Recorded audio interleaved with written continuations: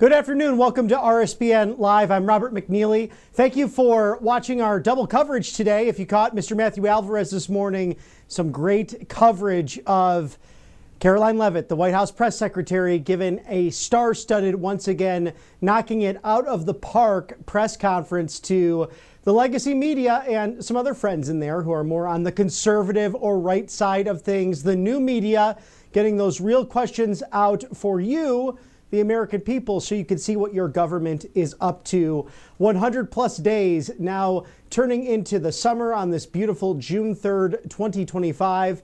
It's 2:30 Eastern in Washington, D.C., your federal city, and 11:30 on the West Coast. So good afternoon and good morning, pending your neck of the woods. We are awaiting a Senate Judiciary Joint Subcommittee hearing to examine district judges versus President Donald Trump. And what truly is in the Constitution, what truly is in these beautiful founding documents, We the People right here, a book we keep near and dear to our hearts, because if you read the Federalist Papers, if you read the Constitution, it's been very clear as what Secretary of State Marco Rubio, what President Trump has been mentioning when it comes to tariffs, when it comes to the negotiation and the diplomacy of the United States. These district judges, these circuit court judges, should not usurp the executive authority of the President of the United States. It was not intended to be as such, and that's been very clear.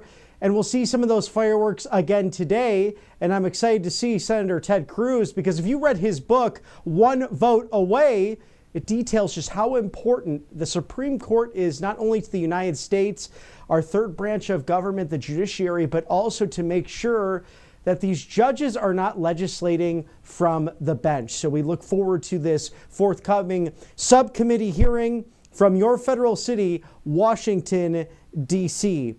And something that's really grinded my gears in the last few days, again, our thoughts and prayers with everyone in Boulder, Colorado, what took place in Washington, D.C. just a week or so ago. The anti-Semitism is out of control in America. In this past year alone, nearly 10,000 incidents of anti-Semitism happening, skyrocketing nearly 900% in the North, going back an entire decade. It has to stop. That's why I wear my End the Anti-Semitism pin right there, End the Hate.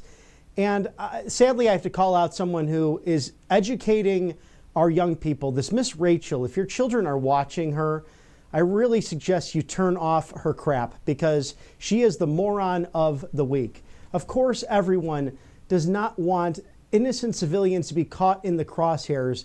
Arab, Palestinian, Israeli, whatever their creed, their color, their religious background, of course, you don't want children in the middle of that. And I'll give credit where credit's due. She, at least on her Instagram, is now speaking up for Jewish and Israeli voices as well, but that was under a lot of pressure.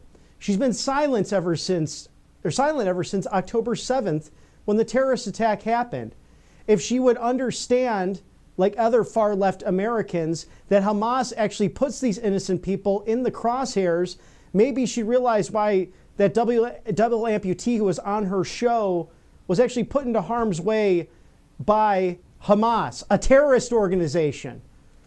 The Jewish people are literally under hellfire day after day. Over the course of the last few days, they had a world championship match for their soccer tournaments. In the middle of the night, sirens went off again. Their golden dome protecting them, but that shrapnel coming from Hamas and from Hezbollah to the north in Lebanon rains hell over Jerusalem and the whole of Israel.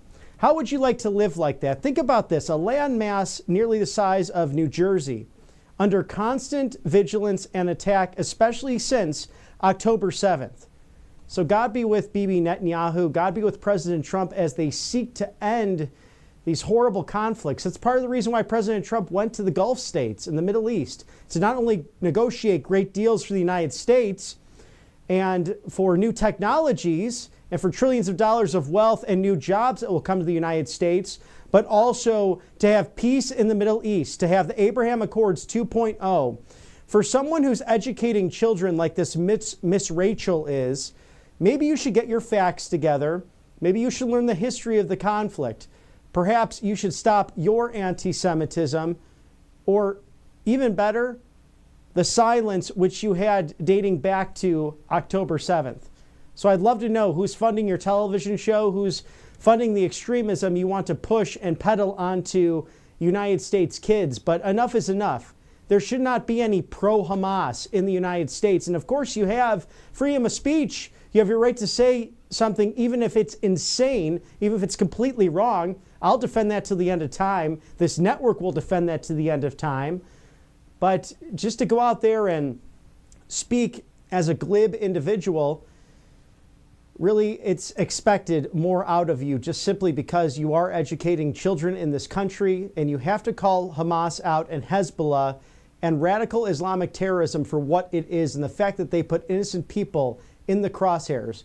The Israeli government doesn't want to kill innocent people. They don't want to harm and maim innocent people, but they have every right to defend themselves ever since what took place on October 7th.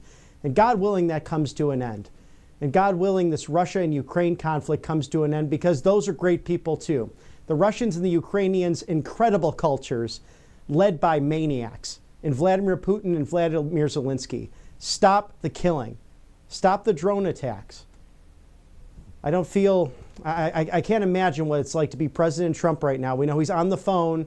He's working the deals. He's signing executive orders today, and he's working around the clock to not only make America great again, but to keep the world safe as we await this subcommittee hearing to examine these district court judges that have been out of control and radical. If you want to legislate from the bench, step away from the bench and then run for office. It's that simple. Run for Congress, because you are in breach of our founding documents. You're in breach of our Constitution.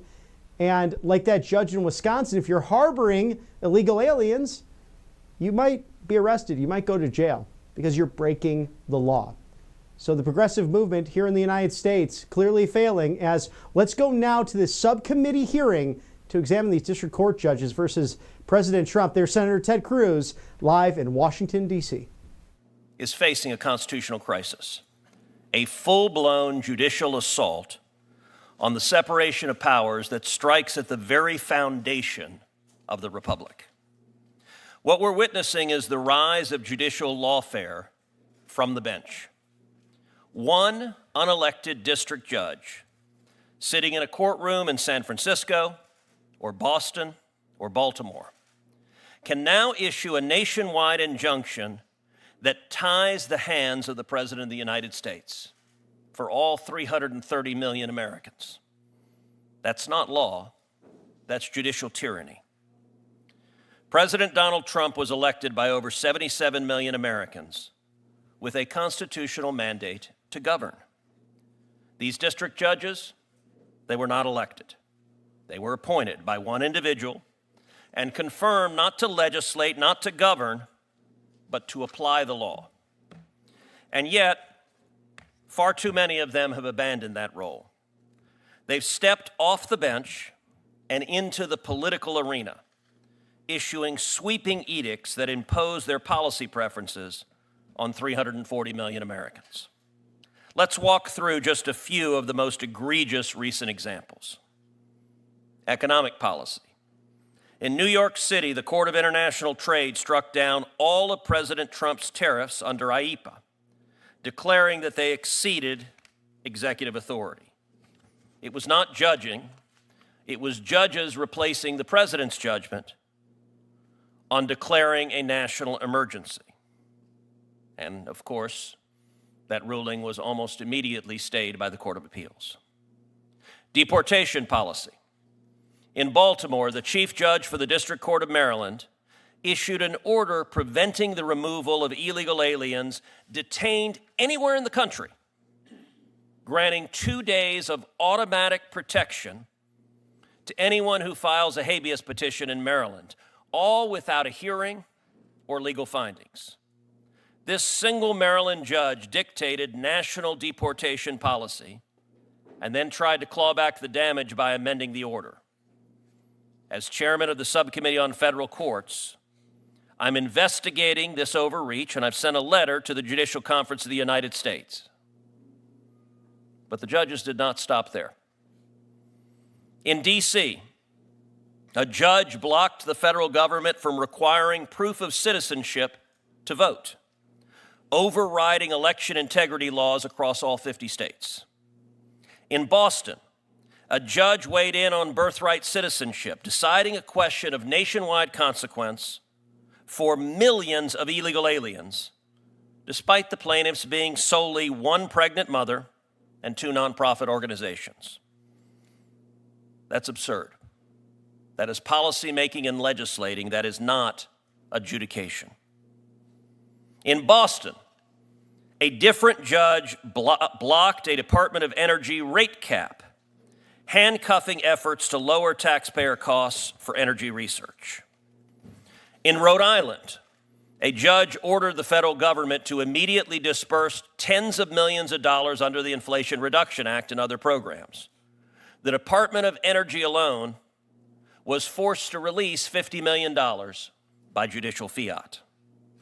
In San Francisco, a judge mandated that the Office of Personnel Management rehire all terminated federal workers and restricted future firings, effectively turning the judiciary into an HR department. Yet another Maryland judge halted orders intending to stop funding for institutions mutilating minors through so-called gender transitions. These deeply consequential decisions were blocked not by voters, not by Congress, but in each instance by one unelected judge. And it doesn't stop there. Since President Trump returned to office in January, there have been over 40 universal injunctions issued against the federal government. That's in 4 months. 35 of those 40 came from the same 5 judicial districts. Let's put this into context.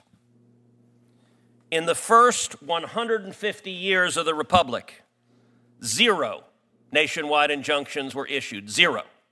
That's for 150 years. In the entirety of the 20th century, 27 nationwide injunctions were issued. That's over 100 years. Under Presidents Bush, Obama, and Biden combined, 32 nationwide injunctions. Under President Trump's first term, 4 years, 64 nationwide injunctions, and now in just 4 months, we're already over 40. In 4 months, the Trump administration has seen more nationwide injunctions than the entirety of the 20th century and more nationwide injunctions than Presidents George W. Bush, Barack Obama, and Joe Biden combined. This is not normal. This is not justice. This is an orchestrated campaign of judicial obstruction. Joe Biden, when he was president, nominated to the bench radicals. I have said, only slightly tongue-in-cheek, that Joe Biden did something I used to think was impossible. He made me miss Barack Obama. But by comparison, the Biden judicial nominees were far more extreme and radical than they were under Obama. They sought out radicals who would implement policymaking from the bench, and they are doing precisely that. That is not democracy, and that is not our Constitution. This hearing is to highlight the effects of this judicial tyranny, of single judges deciding they know better when it comes to policy than do the voters of America. We need to defend democracy. And with that, I recognize Senator Whitehouse. Thank you, Senator Cruz. When I chaired the Subcommittee on Federal Courts, we held hearings on the influence on our judiciary of dark money from the fossil fuel industry and from creepy billionaires. My Republican colleagues weren't interested in helping solve that problem, but those hearings were based on facts. Years of financial disclosures showed a secret billionaire gifts program for amenable Supreme Court justices. Written evidence suggested a justice may have failed to pay taxes on a $270,000 loan that was forgiven, and that false statements were made about a yacht.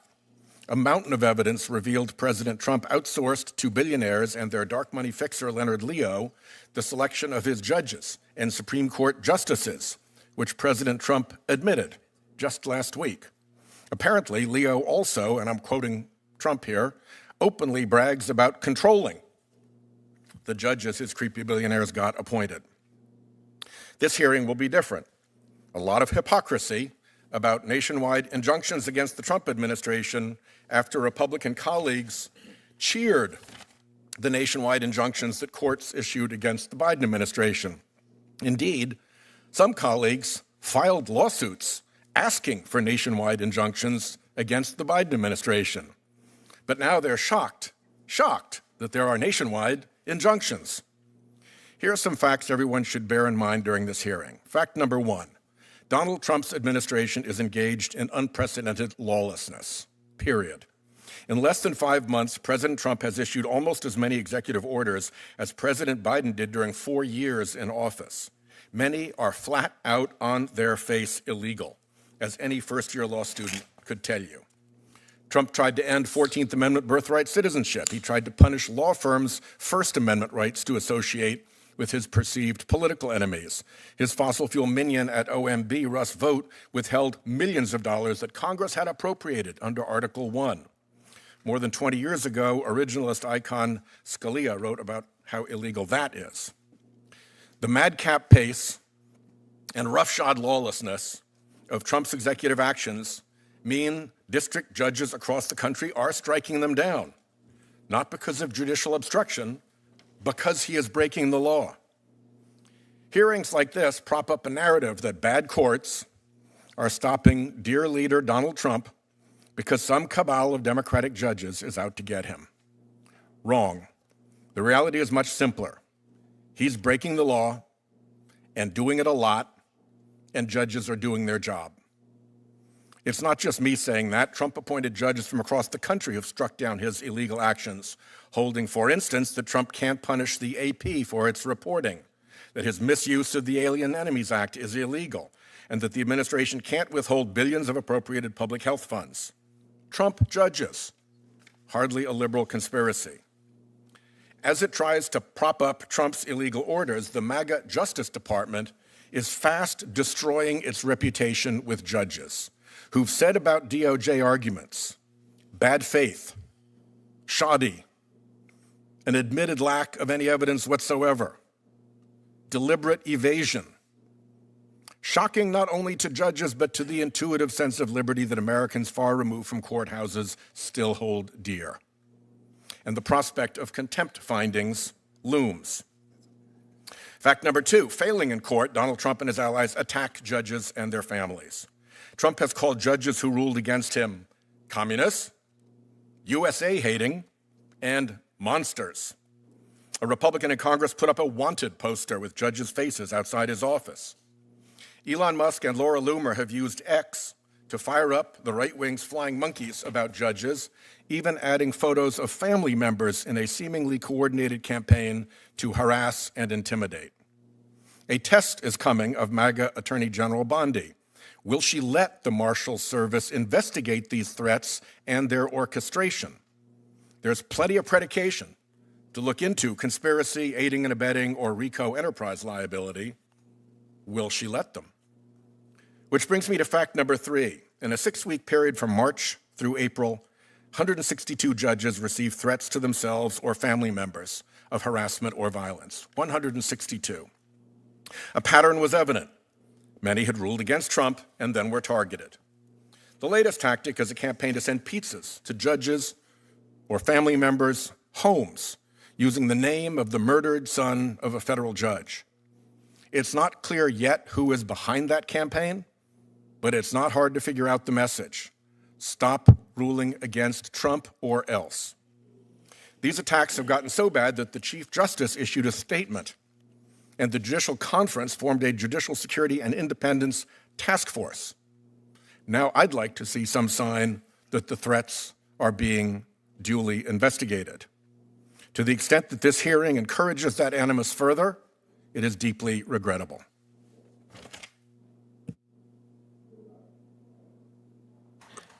I thank Senator Whitehouse and now recognize Chairman Schmidt. Thank you. Thank you, Senator Cruz. As chairman of the Subcommittee on the Constitution, I'm glad that we've convened this hearing. Universal injunctions effectively didn't happen for the first 200 years of our Constitution. Yet they become a fixture in our legal system in the last 20, especially when Donald Trump occupies the White House. The courts can play an important role in reining in an executive branch that's out of control. This is especially important when reining in actions by unelected, unaccountable bureaucrats who act outside of the scope of their congressionally authorized authority. But what happens when Article 3 has no limits? As listed in the hearing's title, Alexander Hamilton called the judiciary the least dangerous branch in Federalist 78. And historically, in Federalist 78, Historic was responding to the anti-federalist Brutus, who was raising the alarm bell over the seemingly unchecked power of Article 3 to subvert the will of the people and the rights of citizens. Hamilton responded that judges will be forced to behave because nothing guarantees that their orders are enacted. Judges can't raise an army. They can't collect taxes or duties. As Hamilton said, the judiciary must ultimately depend on the aid of the executive branch to enforce its judgments. To date, the Trump administration has followed every court order, enforced every judgment. It's no one's desire to put Hamilton's theory into practice. That is why this hearing is so important. We are not a juristocracy. We do not want the judiciary to subjugate itself. We want to keep it from subjugating others. I agree with Hamilton that there is no liberty if the power of judging is not separated from the legislative and executive powers. But this runs both ways. There can be no democratic accountability, no Republican government with an overly activist judiciary that allows over 600 judges to wield limitless power. On one particularly troubling example, district court judges have not been assigned cases randomly or transparently. In March, Chief Justice Boasberg, right here in D.C., has found himself into 4 major Trump cases, a statistical impossibility. Boasberg took over the Alien Enemies Act and ordered planes to be turned around in the dead of night, despite not being the emergency judge on duty that night. It seems clear that as chief judge, he has play and he wants to be able to grab cases for himself. I've had firsthand experience with this non-random case assignment in our federal appellate court system. When I was Attorney General of Missouri, I often found myself litigating in the 8th Circuit, a circuit of unique makeup. Of the 11 judges in the circuit, 10 have been appointed by Republicans. Yet, the one Democrat appointee, Judge Jane Kelly, found herself hearing nearly every political sensitive case in the circuit. Time after time, case after case, miracle after miracle, for the Democrats, Judge Kelly would be there for nearly every politically sensitive case. This was not due to the good luck of Judge Kelly. The circuit clerk's office, which assigned cases to appellate panels, was filled with her former clerks and ideological compatriots. In practice, they set the nationwide policy by rigging case assignment. Another issue is the universal injunction is a judicially created remedy while Congress set up a procedure for group relief under Rule 23.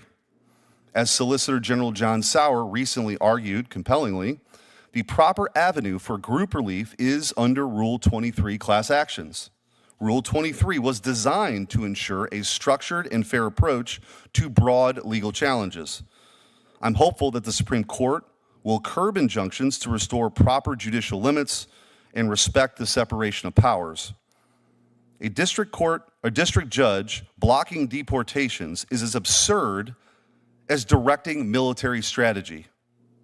This is activism, not judgment, not the rule of law, and it undermines the voters' mandate to secure our borders. Enough is enough. We must act here in the Senate to fix these issues. Article 1 isn't alone in this. The Judicial Conference and the Supreme Court must get their houses in order as well. Does our Constitution establish a judiciary that resolves cases or sets policy? In this committee, do we confirm judges to take the bench or to take the podium? The founders clearly intended the former. It's time for a reset.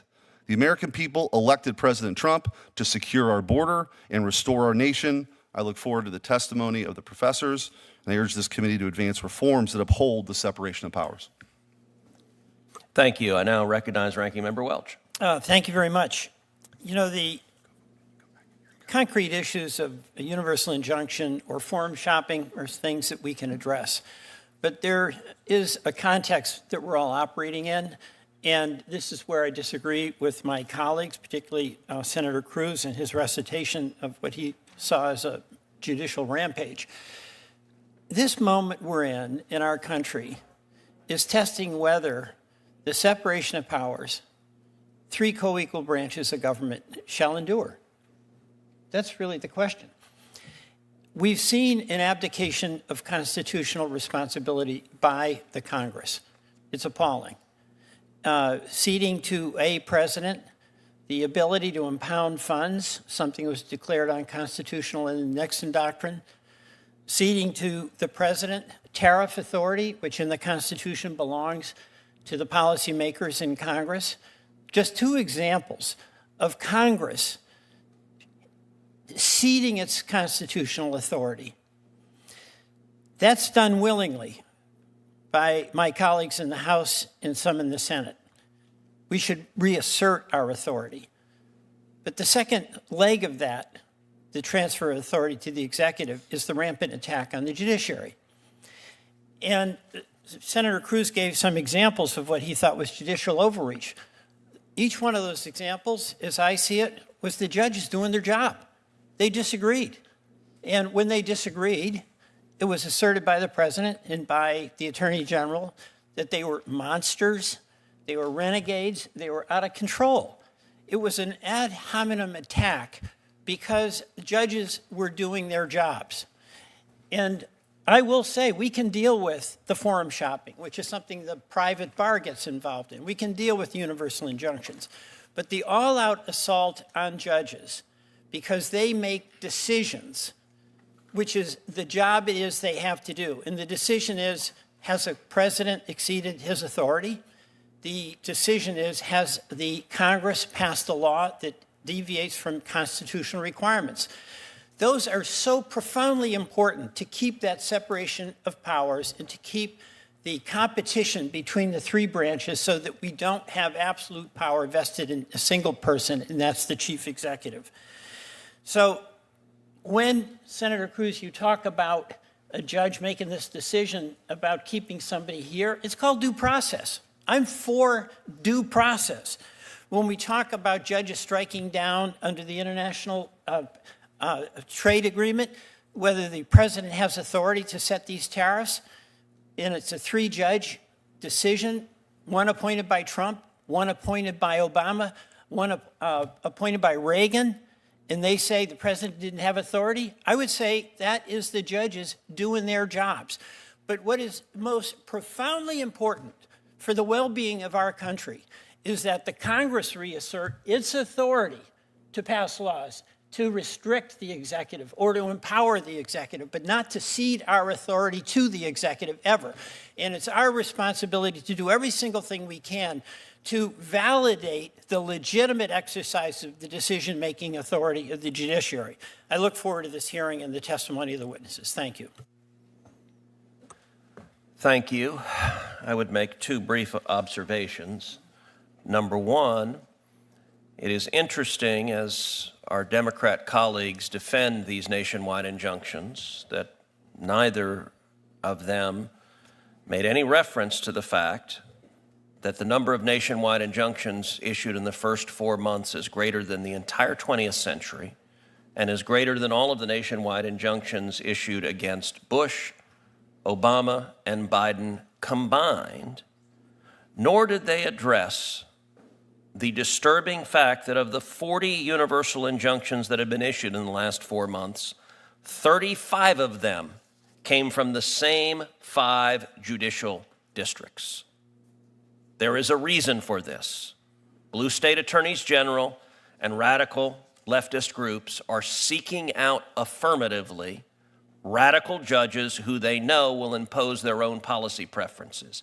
If it were simply, as our Democrat colleagues said, judges following the law, then you wouldn't have to keep going to the same radical judges over and over and over again, because judges across the board should do that. But the litigants know exactly who the zealots are that are on the bench, and that's who they are seeking out.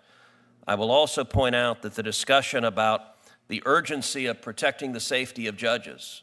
Listen, I agree. We should protect the safety of every federal judge, but it is interesting because my Democrat colleagues were utterly silent during 4 years of the Biden administration when you had violent mobs outside the homes of Supreme Court justices unhappy with the Supreme Court's ruling in Dobbs, and the Biden Justice Department refused to enforce federal law and protect the justices. And my Democrat colleagues were perfectly happy with Supreme Court justices being threatened if they disliked the rulings that were coming from the Supreme Court justices. Unlike my colleagues, I believe we should protect judges regardless of whether I agree with them or not. We should protect their safety. And every time you hear a Democrat senator talk about protecting judges from acts of violence, you ought to ask them, why did they not have a word to say about the Biden Justice Department allowing mobs to threaten the families and children of Supreme Court justices night after night after night while Biden's Attorney General refused to follow the law? And with that, I'll recognize the ranking member of the full committee, Senator Durbin. Thank you, Senator Cruz. They asked Winston Churchill after World War II how he thought history would treat him and his conduct of the war. He said, "I'm not worried about it because I plan on writing that history," which he did. Today we see an example of written history, revisionist history from the chairman with the statement that he just made about concern over the safety of federal judges. I cannot remember a single instance of what he just described, not one, when there were protests and demonstrations before the homes of judges, regardless of who appointed them, Republican or Democrat. Our feeling was they're all entitled to a guarantee of safety to the best of our ability. And that's what I did as chairman of this committee, and I hope that I believe I spoke for the Democrats in that approach. The title of this hearing says a lot. In full, the supposedly least dangerous branch, District Judge versus Trump.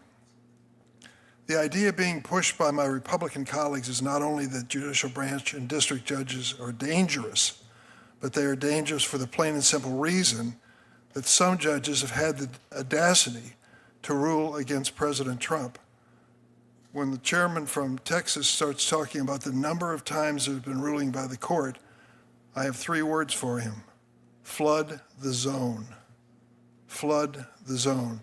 When Steve Bannon was asked, what's the policy, what's the strategy of the new Trump administration, we're going to flood the zone, and they did. More executive orders issued by this president in the beginning of his presidency than any president in history, leading to more court challenges than any president in history. It seems pretty logical to me. By framing the hearing as they have, my Republican colleagues have shown their hand. This hearing is not really about policy or legal issues. Instead, it's about challenging the authority and legitimacy of the judiciary. They are showing their undying loyalty to their leader, the president. This hearing is merely the latest episode in an ongoing effort by President Trump and his allies to undermine the judiciary and intimidate judges who dare to rule against them. In March, the president demanded the impeachment of a federal judge simply because he ruled against his administration, calling him, quote, and I quote, I want you to hear these words, a radical left lunatic, a troublemaker and agitator. In May, President Trump referred to judges who rule against his administration as, quote, communist radical left judges. 2 days ago, the president posted, and to quote, if the courts somehow rule against us on tariffs, which is not expected, that would allow other countries to hold our nation hostage with their anti-American tariffs that they would use against us. That would mean the economic ruination of the United States of America, end of quote. These statements that I've just read are not normal. It is difficult to imagine either President Bush, President Obama, or President Biden using such unhinged, bombastic and childish language, or calling for the impeachment of a judge simply because that judge ruled against his administration. The reason it's difficult is because Obama, Biden never did anything like this. But imagine if they had, and how congressional Republicans would have responded. They would have shouted about it from the rooftops, posted furiously on social media, and the only person they would have considered impeaching would have been the president himself. But because this president is a Republican, because the president and his allies go after anyone who dares to speak up, because fear of political retribution is now at the core of this MAGA world, my Republican colleagues have been silent as the president has made the statements he has about judges. Instead of rushing to defend the judiciary and our system of government, they are rushing to defend the president. While my colleagues on the other side may try to make it appear as though decisions of district courts against the president are somehow dangerous, in reality, it's the attacks on the judiciary itself that are dangerous, to both the rule of law and to the actual judges themselves. I could go through chapter and verse of federal judges who have been intimidated physically. In fact, deaths that occurred in the Northern District of Illinois. One of my judges, she's now retired, lost her husband and her mother to a litigant who attacked her in her home. It's serious. I don't think it's a mere coincidence this spike in violence against judges coincided with increasingly harsh rhetoric against the same judges and the president's personal call for the impeachment of a federal judge on March 18th. Some judges and family members have received threats in the form of hundreds of anonymous pizza deliveries to their home. Pizza deliveries? These deliveries are an effort to demonstrate that those seeking to intimidate a targeted judge know exactly where those judges live. Nearly a month ago, I sent a letter to the Attorney General Bondi and FBI Director Patel, asking them to investigate this effort with the pizza deliveries and other threats against federal judges, and to provide information on steps they're taking to protect those judges and their families. I did not designate just Democratic appointed judges or Republican appointed judges, but all judges. Showing the priorities of this administration, I'm sorry to say, I have yet to receive a response from either the Attorney General or the Director of the FBI. In the meantime, I ask my Republican colleagues to join me. Let us recognize that violence begets violence. Threats of violence, whether from the right or left of the political spectrum, are never, never acceptable.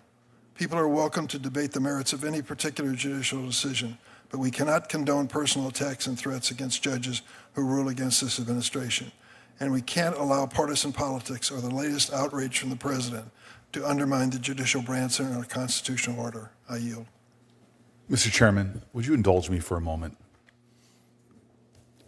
We indulge you every moment. I appreciate that act of generosity. It's just something you said that I think is actually dangerous and should be addressed, and you're welcome. But when Judge Anderol was killed in New Jersey, the Republican colleagues in the Senate, their outpouring of support, their outpouring of concern, they're willing to work together on a bipartisan bill was extraordinary. It shows the truth of this institution that despite some of the fiery rhetoric that you were sowing, we're really a bipartisan, working bipartisanship. Cornyn and Cruz, after the incidents you're talking about, got together and actually passed a bill to better protect our Supreme Court justices, many of whom are friends of ours. You know, Gorsuch and I disagree on a lot of stuff. I knew his wife before he did. We studied together at Oxford. This implication that there was silence when there were threats on their people's houses is absolutely absurd. I remember the rhetoric and the comments, the concern from Coons. I actually distinctly remember you, Chairman, on more than once condemning those attacks on Republican-appointed jurists. To say things like that feeds just the partisanship in this institution and feeds the fiery rhetoric. And it's just plain not true. It's just plain not true. And I think you know that, but we can pull from the record from my colleagues in real time, literally days afterwards, condemning it. There's a lot of substantive things to say here, but to think that the lack of humanity when people's homes are being threatened was not in existence, I think that's unfair and really concerns me that you would say that in the way that you did. Well, I thank my colleague from New Jersey. I will note, as John Adams observed, that facts are stubborn things. And it is existing federal law, 18 U.S.C. Section 1507, that makes it a crime to protest at a judge's home. And the law provides whoever with the intent of interfering with, obstructing, or impeding the administration of justice, or with the intent or of influencing any judge, juror, witness, or court officer in the discharge of his duty, pickets or parades in or near a building housing a court of the United States, in or near a building or residence occupied or used by such judge, juror, witness, or court officer, or with such intent uses any sound truck or similar device, or resorts to any other demonstration in or near any such building or residence, shall be fined under this title or imprisoned not more than 1 year, or both. That is federal criminal law. Night after night after night, angry mobs were outside the Supreme Court justices' homes, and in the entire course of it, the Biden Justice Department prosecuted nobody. We had the Attorney General sitting at that table, and multiple Republican senators asked him, why are you not enforcing the law? What they are doing is a crime.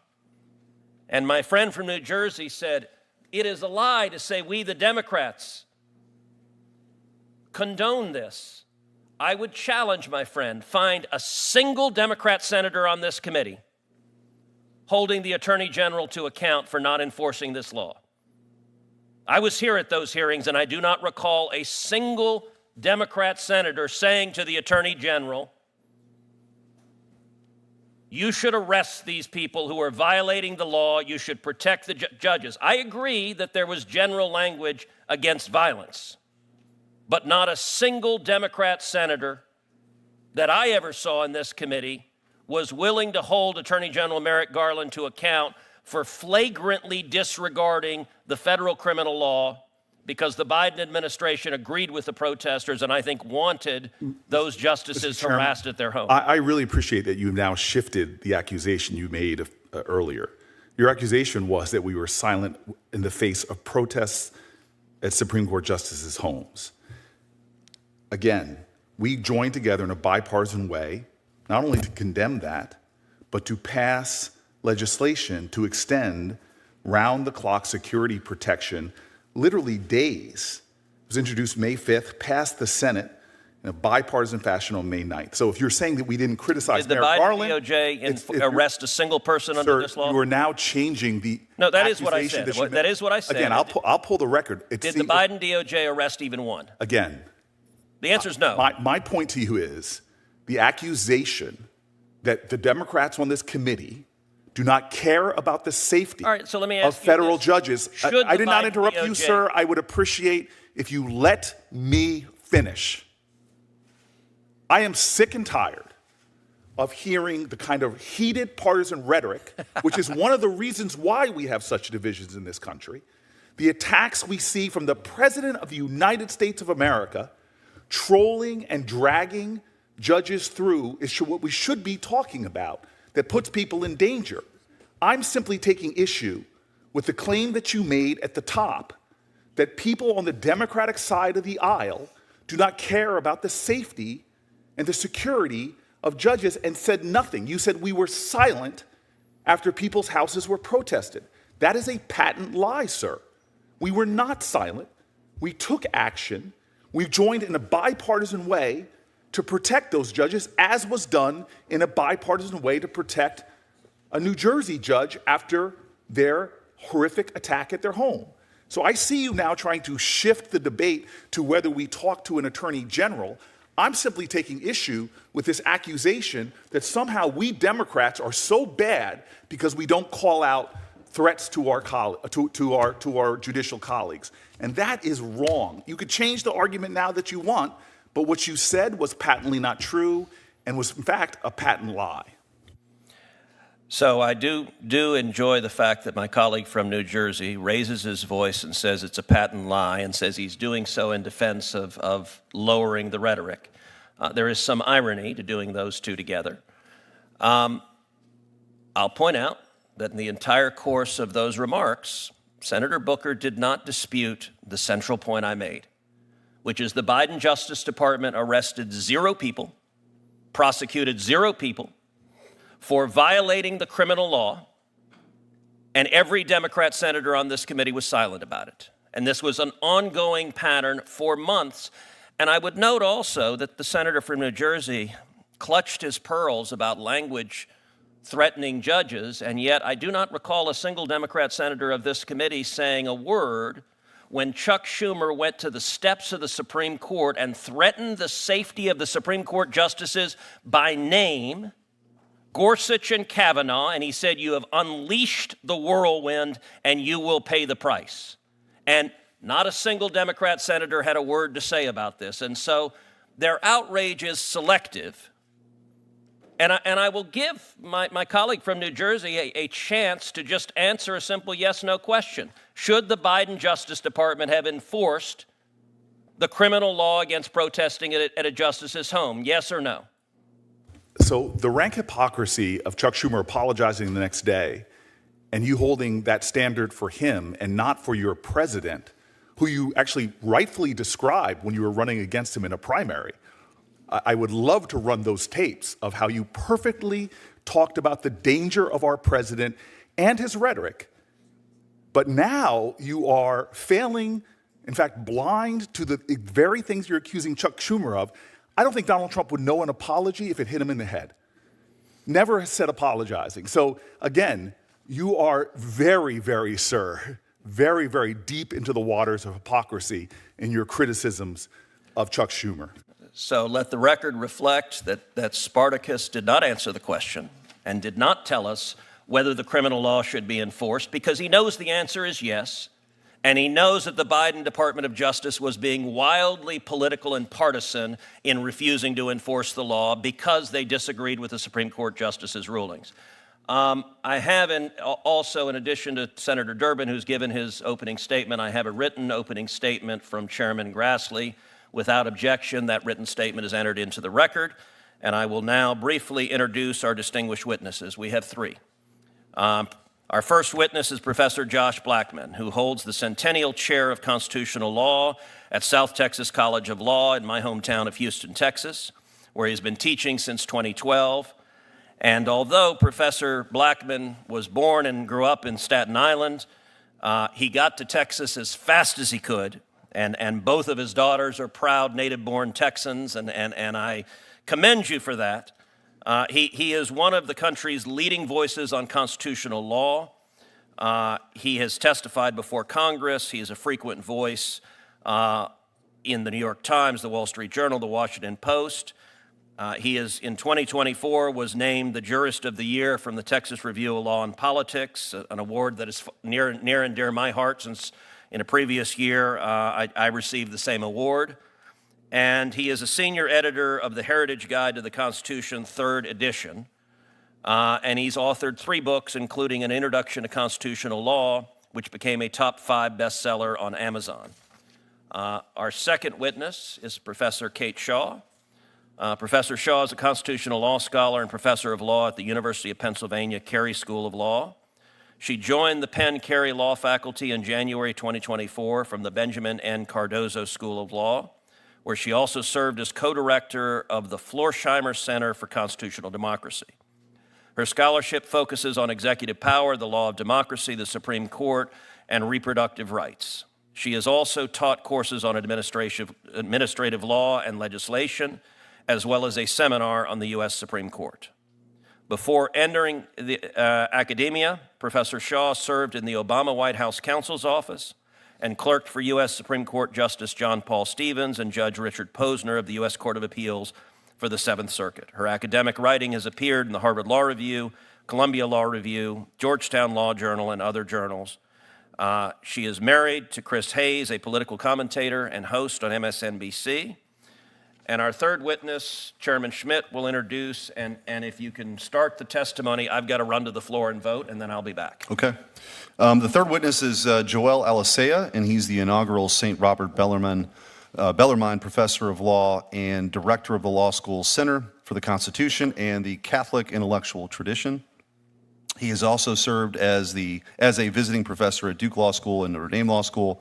Prior to joining the Catholic Law faculty, Professor Alisa practiced law for several years at the law firm of Cooper & Kirk, where he specialized in constitutional litigation. He previously served as a law clerk for Justice Samuel Alito on the U.S. Supreme Court and for Judge Dyermood and Judge O'Scanlan on the United States Court of Appeals for the Ninth Circuit.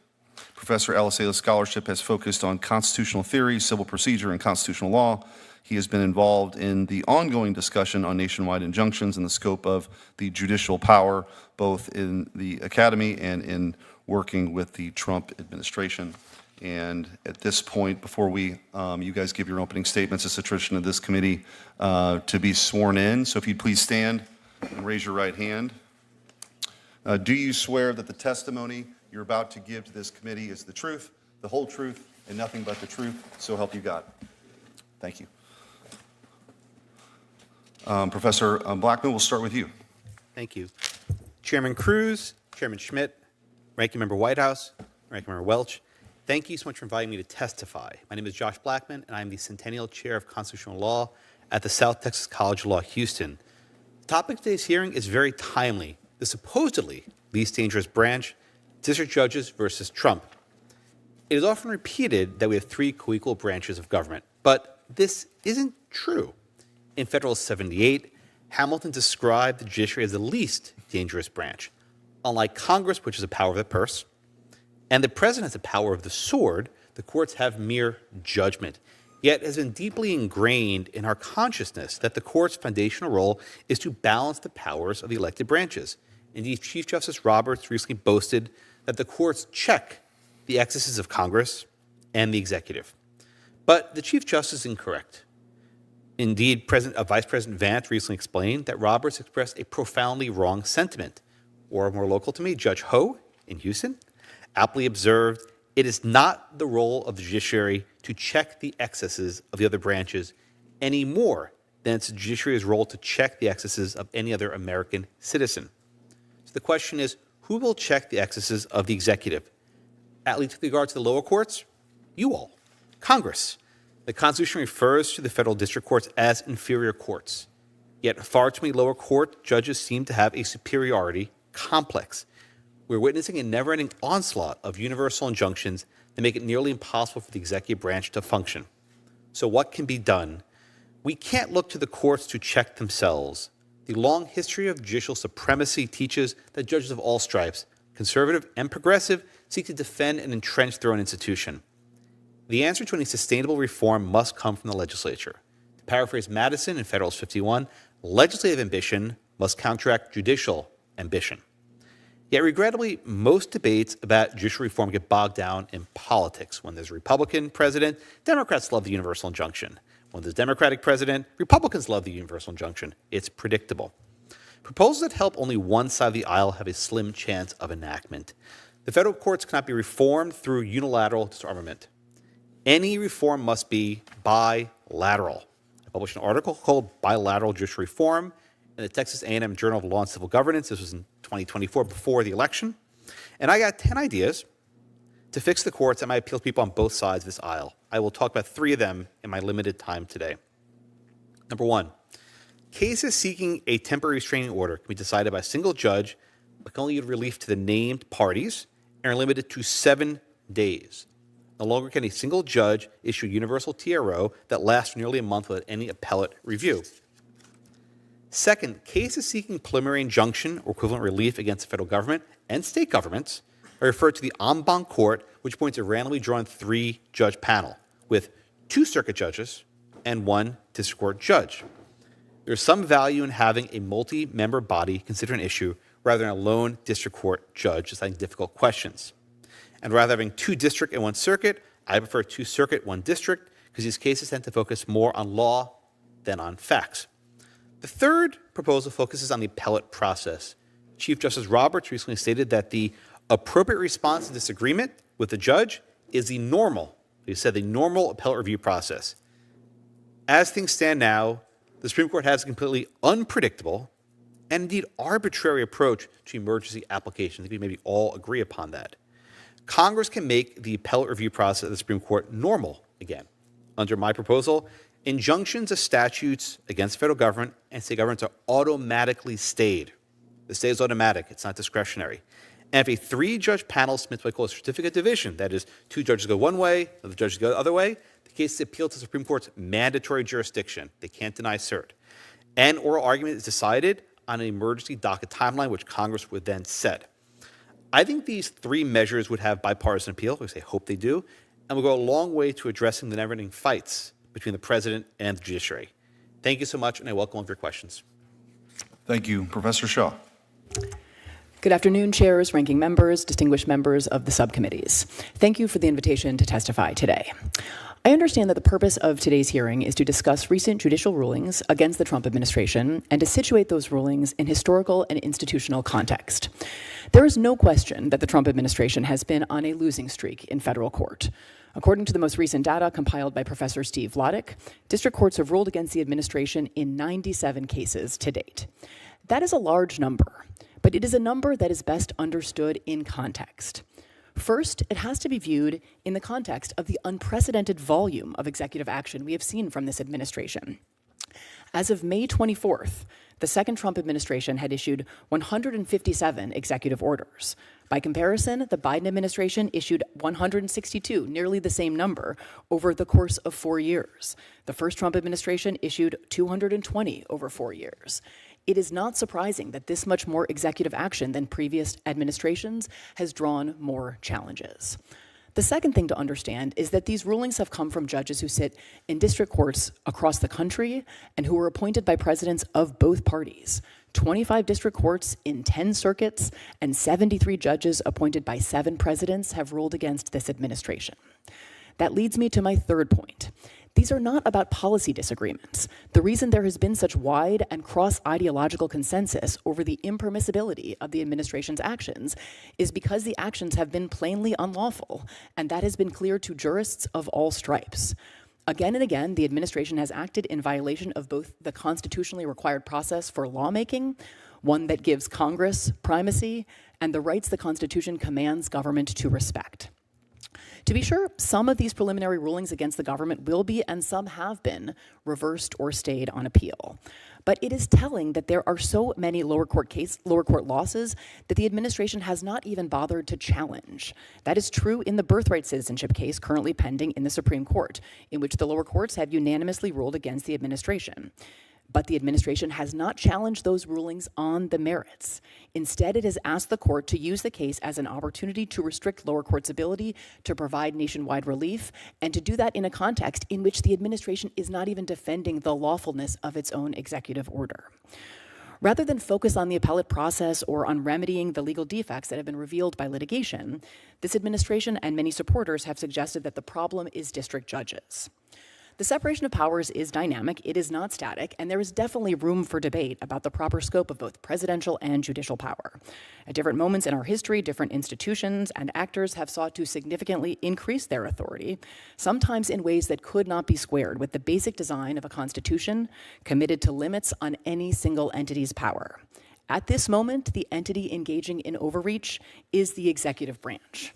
This administration has been marked by a breathtaking degree of presidential unilateralism that is flatly inconsistent with statutes, the Constitution, and over 2 centuries of practice. For that reason, it would be profoundly misguided to seek now to curtail courts' authority by eliminating or seriously limiting their ability to issue nationwide injunctions. It is true that the use of such injunctions has increased in recent decades, and it is true that injunctions can be abused. But at this moment, courts are the only branch of government doing meaningful work to check the executive, protecting basic constitutional values, congressional prerogatives, and our liberty, which the separation of powers is designed to safeguard. If Congress does wish to wade into defending the separation of powers, I would suggest a couple of options. First, it could give the president some of the authorities he has tried to assert.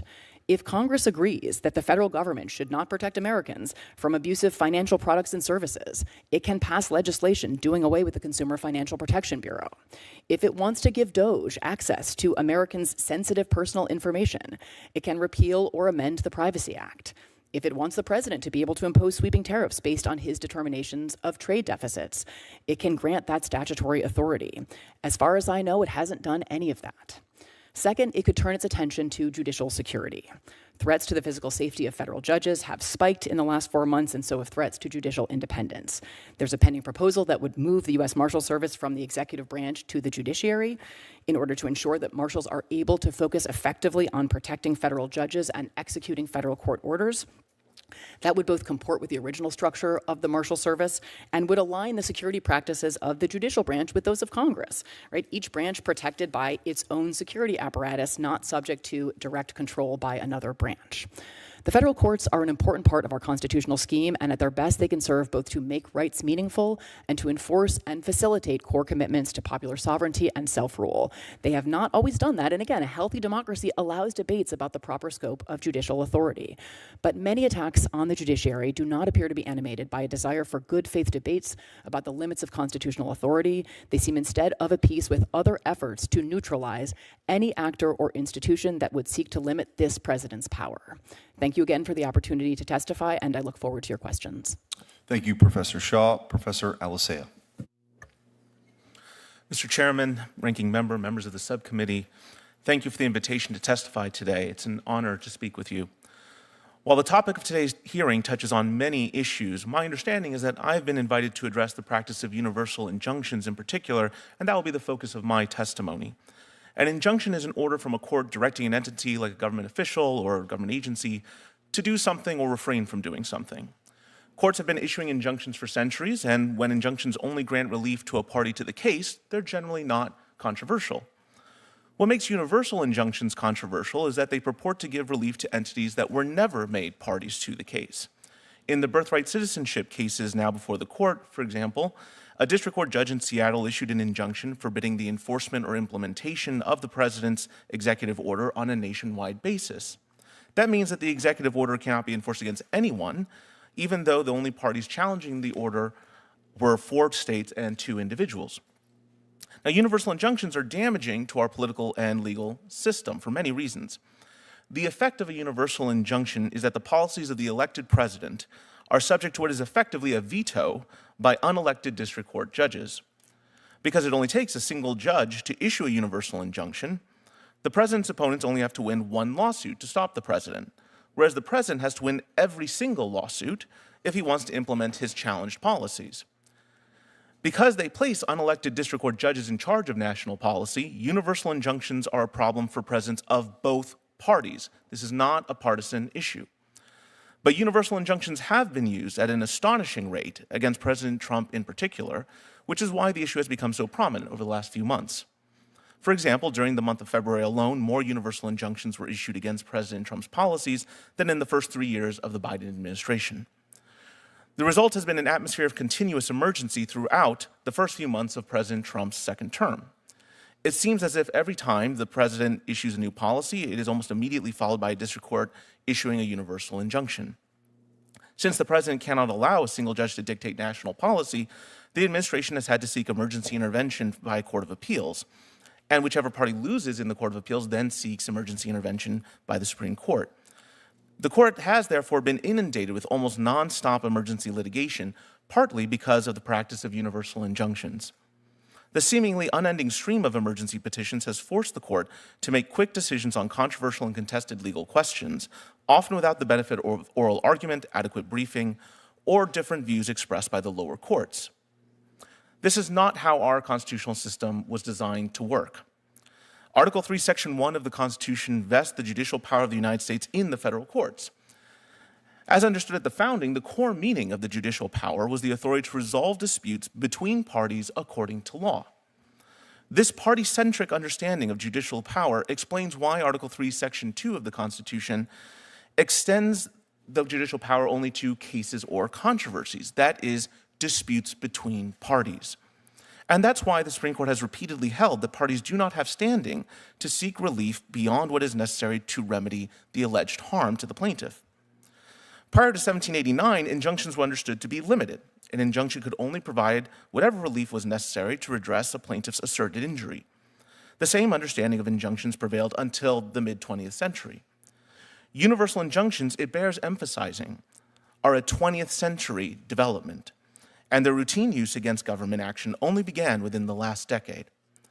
Thus, federal courts lack the power to grant equitable remedies that extend beyond what is necessary to redress the plaintiff's alleged harm, which is precisely what universal injunctions purport to do. The American people never gave judges the power to issue universal injunctions. Judges have seized that power for themselves, and only quite recently in our history. District court judges are thus exercising power for which they have no constitutional warrant. While universal injunctions have damaged the presidency and the Supreme Court, they have done the most damage to democratic governance by illegitimately thwarting the will of the people's elected representatives. As Justice Elena Kagan once observed, quote, "It just can't be right that one district judge can stop a nationwide policy in its tracks and leave it stopped for the years that it takes to go through the normal process," unquote. Courts play a vital role in our constitutional system. They resolve disputes between parties according to law. And in the process of doing so, they say what the law is, as Chief Justice John Marshall said in Marbury v. Madison. None of that is at issue in the controversy over universal injunctions. What is at issue is whether courts can step beyond their limited role of resolving legal disagreements between parties and instead resolve policy disagreements for the whole nation. The answer to that question should be obvious: no.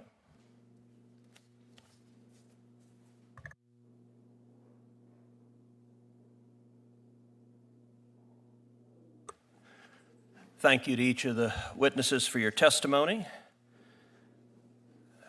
Professor Blackman, prior to 1963, had any federal court issued a nationwide injunction blocking federal law or executive policy? I'm not aware of any. Would you agree that from the founding through the 20th century, the federal judiciary consistently understood its powers to be limited to the parties before the court? Yes. And would you agree that the widespread use of universal or nationwide injunctions, especially against presidential actions, is a recent development emerging in the last decade? Yes. That's important history, because what we're seeing now is not normal, and we have over 2 centuries of history when this didn't happen. It is instead a novel and dangerous concentration of judicial power. When a single district judge issues a nationwide injunction, are they acting as a constitutional judge or as a de facto national policymaker? It's effectively a veto in the executive branch. We've seen district judges block President Trump's policies on immigration, energy, birthright citizenship, and even federal hiring and firing, all prior to any appellate review. All without any input from Congress, all from one single judge. Let me offer an analogy. Suppose the federal government approves a plan to cut down trees in a national forest to make way for a pipeline. One person who occasionally camps in that forest files a lawsuit. The judge not only grants relief to that individual, but certifies a putative class action on behalf of all campers nationwide and issues an order blocking any tree cutting in any forest used by any member of the putative class across all 50 states. Professor Blackman, is that consistent with the Constitution's design for judicial relief? No, it is not. Or is that rather a recipe for nationwide paralysis based on a single courtroom? Yes. Would you also agree that the proper constitutional remedy is to address the plaintiff's actual injury, not to give one judge the power to halt activity unrelated to the case at hand? Article 3 requires that. And how does Article 3 require that? Article 3 speaks of cases and controversies. As specific people have specific injuries. You cannot grant relief to broad classes who don't even assert an injury before the court. And if broader relief is truly necessary, wouldn't that be better handled by class certification, by the appellate courts, or by Congress, not a lone district judge rewriting national policy? Absolutely. Can you explain how this pattern of nationwide relief not only intrudes on the president's Article 2 powers, but also undermines Congress's own lawmaking authority? What ends up happening is you file many lawsuits in many districts seeking parallel relief. And it only takes one judge to grant the universal injunction. And once the judge grants the injunction, it's off to the races. Unless ruling stayed, The executive branch must immediately halt what it's doing. And this has really changed the way the executive branch in the course of operating, as you said, over the past decade. And I think this time is ripe to actually address this issue and figure a way to stop this sort of insanity. We can't leave it to the Supreme Court to figure everything out. And Professor Blackman, your testimony outlines structural reforms that Congress could enact to restore balance. Can you explain how requiring a 3-judge panel drawn from both district and circuit judges would deter judicial overreach and restore legitimacy to preliminary relief? Well, this is how Congress ran things for much of the 20th century. They stopped in the 60s and 70s. The benefit of a 3-judge panel is you have diverse voices. In fact, even on this dais, you don't always agree with each other. But when you talk to each other, you find perhaps the closer truth. A single judge acting by himself or herself can often be like a god. There's no limitation on what they can do. But the benefit is if you have 2 circuit and 1 district, you're basically bypassing this next layer of review. Have the initial panel, 3 judges, and have mandatory review by the Supreme Court. We need to cut out this race to the Court of Appeals, this race to the Supreme Court. Let's compress the process and get to the result quickly enough so these issues of national significance are resolved fairly. And by the way, if the characterization of these nationwide injunctions by my Democrat colleagues was accurate, if this was simply a result of, in their view, Trump's repeated lawless activities, one would assume a 3-judge panel would find the same ruling on the merits as a particular lone district judge. Is that correct? In theory, but if drawn randomly, I think it's less likely. Random draws of 3-judge panels would be a very good change to see how things would work out. Well, and much like Sherlock Holmes and the lesson he derived from the dog that did not bark, in this case, when we hear our Democrat colleagues talking about this is simply enforcing the law, the dog that isn't barking is why do they keep going to the same handful of radical judges in bright blue districts? And why will every Democrat on this panel oppose any effort to require a 3-judge panel for a nationwide injunction?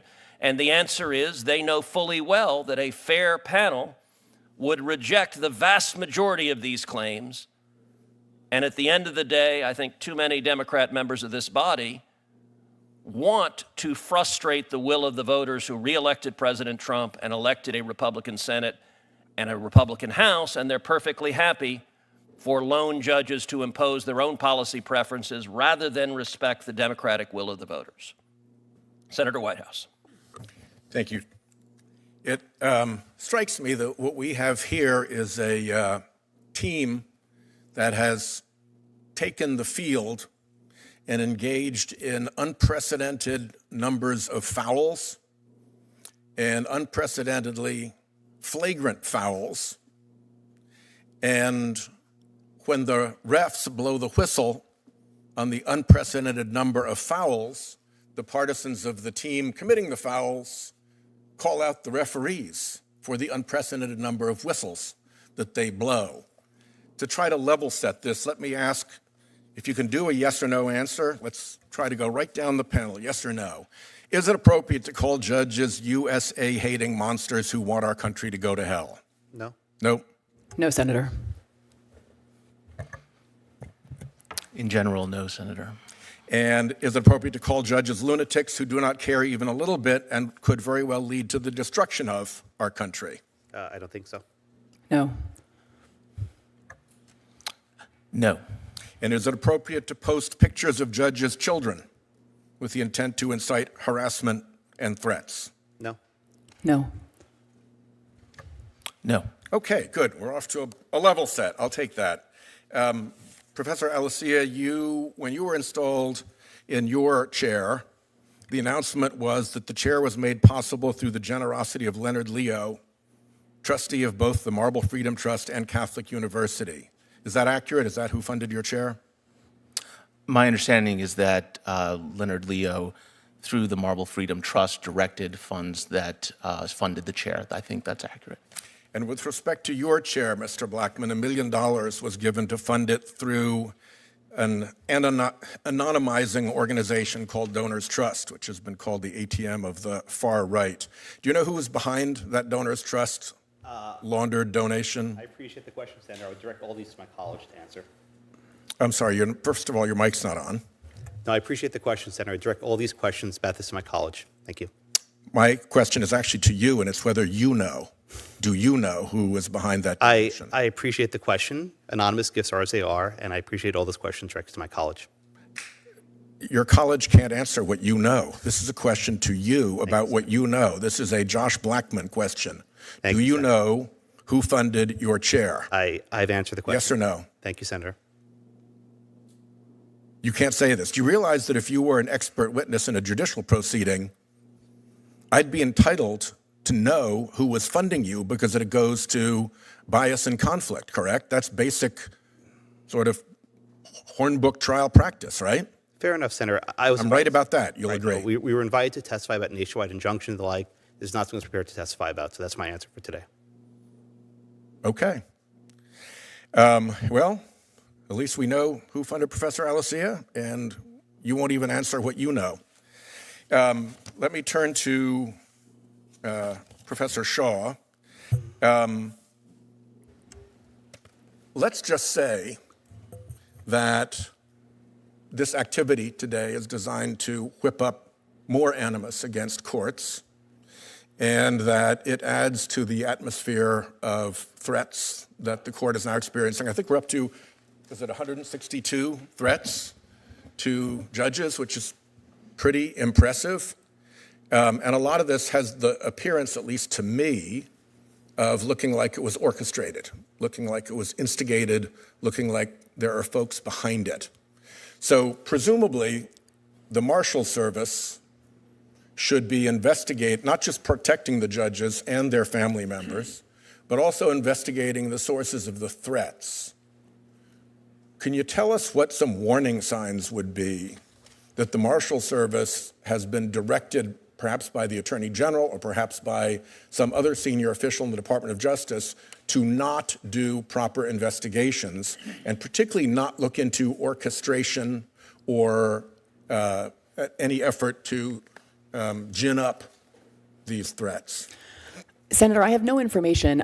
It strikes me that a non-response to your queries or queries from other members of Congress to the Marshal Service or to the Department of Justice are concerning. There should be an active dialogue between the branches about something as serious as the security of the third branch. And I guess I would just echo what Senator Booker was saying earlier. I mean, there have been two relatively recent periods when bipartisan legislation was passed to improve judicial security after the tragic murder of Judge Salas's son and also after the attempted attack on Justice Kavanaugh.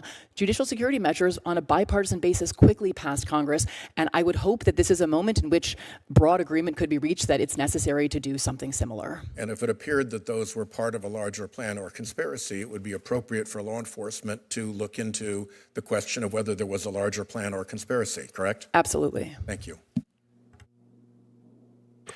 I would note that Senator Whitehouse asked two of the three witnesses about private donations given to their respective law schools, but somehow omitted Professor Shaw. And I guess I would ask Professor Shaw, are you aware of what's been publicly reported in disclosures that your employer, the University of Pennsylvania, from 2013 to 2019 received from Communist China $67,618,610. Have you seen those public reports? I'm sorry, Senator, I have not. Well, they are publicly reported, and $67 million from Communist China. If we're going to just clarify the record, let's clarify the record across the board. If I may, I actually don't hold an endowed chair, so I don't have an endowed chair personally, so I don't think I was being singled out for any reason, but that I don't have one. Penn. I do work for Penn, yes. Yep. Chairman Schmidt. Thank you. I suppose to further the analogy that Senator Whitehouse gave of reffing a game, I don't think anybody has a problem on this side of the aisle with a ref calling balls and strikes or calling a foul. The problem is, what if the ref's daughter hired the coach? What if the ref has money on the game? What if people start to question the legitimacy of the ref in the game? We all know what happens. People don't watch it anymore. Vegas takes the game off the board.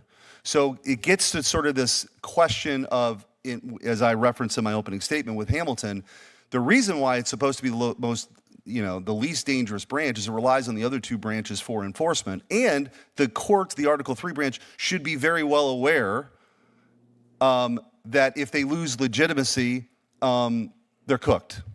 And that's why we're having the hearing. because people are questioning, how does Judge Boasberg, and I would actually ask you, Professor Blackman, pose this as a question. How in the world does Judge Boasberg get a case when he's not the emergency assignment judge, he's on vacation in the middle of the night? How can that happen? I don't know, and perhaps even more significant, if you read the transcript of the case, he basically told the plaintiffs to change their case. They brought it one way. He says, no, here, plead it this way. Okay, good. Now I'm going to certify class and issue a ruling and go tell the plaintiffs around. He basically litigated the case on behalf of the parties. This wasn't merely a passive bystander. He was an active participant. It's a statistic impossibility, and I want to I referenced what had been going on in the 8th Circuit. 10 of the 11 appellate judges in the 8th Circuit appointed by Republicans.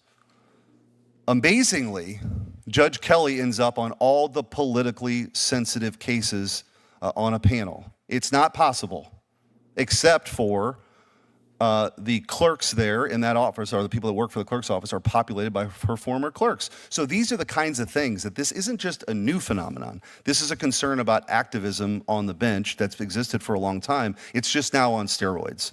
You talked briefly, and I mentioned it too, sort of Rule 23 as a more viable option for this, limiting the orders to the parties, the rulings to the parties before the court as a case in controversy. Those are ways to address this. Are there any other structural suggestions that you have? And I also want to pose this to Professor Alisa as well. Sure. I think one urgent need is to think about automatic stays. When you have district court judges granting universal injunctions and they don't stay their rulings, there's this frantic race to the Court of Appeals and to the Supreme Court, and the executive branch is not capable of actually changing policy on the fly, and that gives rise to these attempts at contempt proceedings. I would think about if a universal injunction is granted or a nationwide class is granted, stay the ruling for 24 hours, 48 hours, some limited period till he's taken appeal to the appellate court, and don't let the judge just rule against you to decide whether appeals to be taken. I think the automatic stay will go a long way to addressing these issues. Professor Alisa? I think beyond Rule 23 and the enforcement of Rule 23, it's important to address the scope of injunctions not just through the non-APA route, but also through the administrative procedure route under Section 706. So I think that to the extent that we're going to really address the problem overall, you can't just address universal injunctions that are done outside of the context of administrative action, but also through the process that the APA sets up for challenging agency action. Thank you. Professor Blackman, I do want to, you recently wrote an article in May of this year where you state the District of Maryland's standing order, that judge that automatically blocked deportations upon filing a habeas petition without merit review is pretty clearly designed to thwart the Trump administration's immigration policies. Could you explain that? Yeah, this is unusual. So the District Court of Maryland issues what's called a standing order, which is basically an order that applies in all cases. And it says, by virtue of filing a habeas petition, a grant of stay is automatically issued. The Supreme Court has said there's a four-factor balancing test to decide whether a stay must be granted. This is automatic. Indeed, if you actually read this seriously, it's a permanent handcuff on the president's authority to deport people. The judge actually walked it back about a week ago. They sort of modified it. Maybe the Judicial Conference got wind of this. But I think there's still an attempt to limit the executive power in ways that have not been done before. And it was issued to the government, I think it was writ large, right? I mean, Yes. This is very unusual. Right. It wasn't notice given in each case. It was by virtue of posting on a website. This rule applies universally. There's actually a rule that says any order must be put on each ECF docket. It can't be done globally. I think so one of the points of this hearing, the Supreme Court has a case in front of it where it has an opportunity to rein this in. And I think the Chief Justice is very keen to understand the perception of the court. It seems to be a good opportunity, I think, probably for the Supreme Court to finally weigh in here. Thank you. Senator Welch. Just a couple of points I want to make.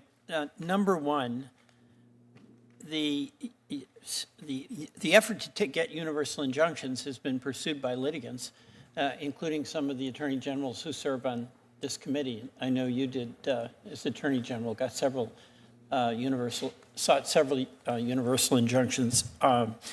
Since you referenced the vast censorship enterprise of the Biden administration that a court declared was perhaps the biggest offense to the First Amendment in the history of the country, where there were named parties that were specifically enjoined, you mean that case? Yeah, I do. My point here is that if there's an opportunity out there for a litigant, whether it's a lawyer trying to get the judge that he or she thinks is going to be the most favorable, or an attorney general trying to get the most relief for something that he or she believes in, they'll do it.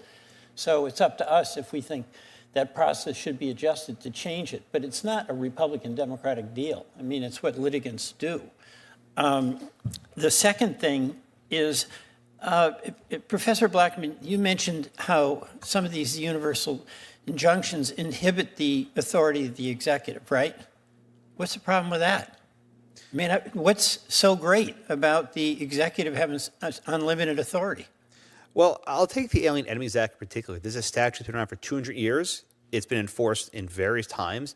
And historically, it's been a very deferential statute. The courts haven't scrutinized when it should be enforced, and they haven't told plaintiffs to turn around. So I think we're seeing not only aggressive use of the universal injunction, but also intrusions upon the executive authority. So I get that. And let me just be clear. I disagree with you. And I disagree with the executive invoking what I regard as a very discredited law and using it to deny due process. So I'm on the side of pushing back against executive authority. So I don't see that as a big problem. Professor Shaw, one of the things people here are talking about is the class action. Mm-hmm. And here's my question with it, and I want you to address this. I had a small town law firm, and I'd have people who walk in, and every once in a while, they had a hopeless case that we'd take, and we'd get them relief. And if I had to do that in a 4-person law firm and certify a class action, I couldn't have taken that case. So this so-called remedy of using the class action means that those Vermonters or those folks in Washington State or wherever who go into a lawyer's office to seek relief and that lawyer's willing to take the case, what are the burdens on that law firm if they have to certify it as a class? Yeah, I mean, it seems to me that, let's take maybe the birthright citizenship example, arguments that challenges can be maintained against this executive order, but they have to be done using the class action device. I'm not sure if those are being made in good faith. Rule 23 of the Federal Rules of Civil Procedure has relatively demanding requirements. The Supreme Court has ratcheted up those requirements in a series of cases in the 2010s. The plaintiffs have to be similarly situated in terms of their injury and the kinds of relief that they are seeking. And the Solicitor General in the Supreme Court a couple of weeks ago didn't disclaim the likelihood that they would be back before the Supreme Court saying, well, you shouldn't even be able to certify a class with respect to this executive order. So it feels to me like a little bit of a heads we win, tails you lose. You can try a class action and we will marshal different kinds of arguments against you doing that. But it is not as though it is very easy to satisfy the requirements of Rule 23. And I think that shifting from these injunctions to a pure Rule 23-based regime would disadvantage those unable to secure representation, who don't satisfy the requirements of class membership, and would mean no relief from government unlawful conduct. Yeah. And that's one of the things that's so important, hopefully to all of us, is access to the courts for an everyday person in Missouri or Texas or whatever. So you get some lawyers who are just willing to do it because it's a neighbor, it's a friend, it's a cause they believe in. I want them to be able to act and bring that case to court and not have to go through the incredible expense.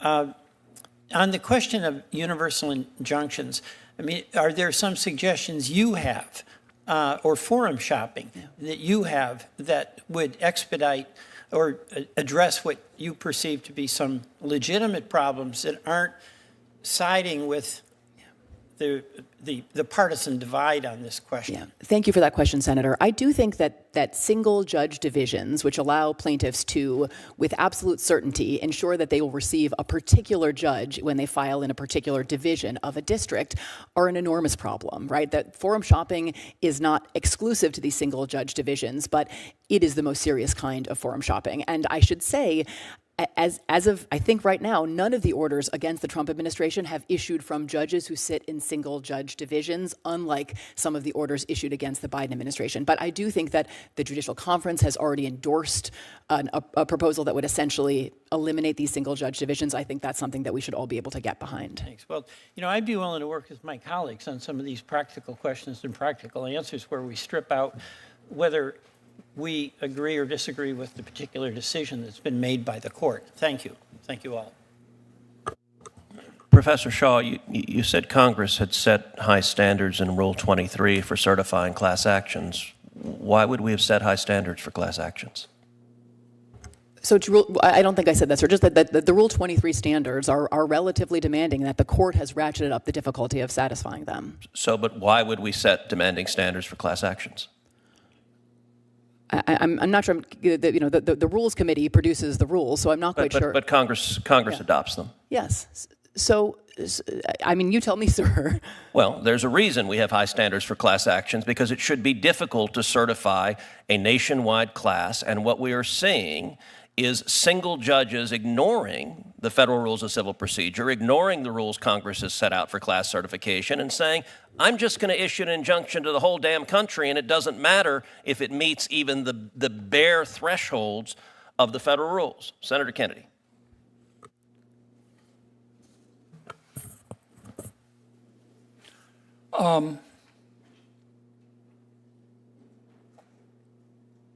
Would any of you advise a client to defy a federal court order? No. None of you would? How about you, Professor? I mean, under most circumstances, we follow the government and private parties follow court orders. I suppose it's not, I would not rule out ever the possibility that in a sufficiently egregious order, there should be some consideration of whether there's a way. So in some cases, I think it's a qualified answer, yes. In some cases you would. In an extremely narrow band of cases, I think it would be considered, yes. Okay. Do any of you think that nationwide or universal injunctions are not being abused?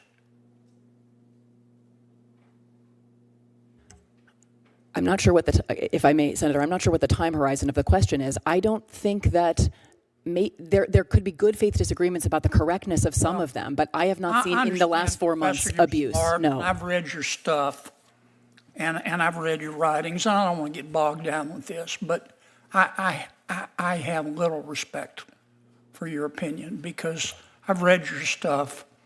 When someone is in the White House that you agree with and someone gets a universal injunction against him, you don't like universal injunctions. You called them judges acting like they're politicians in robes and judges looking like crass political actors. But now that President Trump's in the White House, who you dislike, you think that universal injunctions taste like pumpkin pie. So I have to discount what you say because I think you act on your political beliefs. And I worry that that's what you're teaching your kids. So I'll leave you out of that. Do you think nationwide injunctions are being abused? Certainly, Senator. I think that is. They're being abused by both sides, aren't they? Yes, Senator. Both Republicans and Democrats are forum shopping, aren't they? Certainly. Professor, do you disagree with that? I think both sides are abusing them. I agree. Okay. Both sides. Yeah. There are no clean hands here.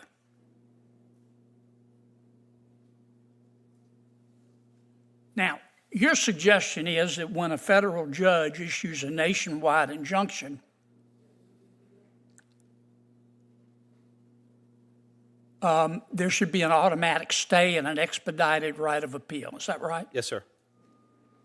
Do you disagree with that? I haven't given enough thought to have a position on it, Senator. I suspect, Professor, your answer will be it depends on who's president. No, Senator. Let me ask you about this. What if we had a rule? I was reading an article the other day. I'm not suggesting it. I just want your opinions.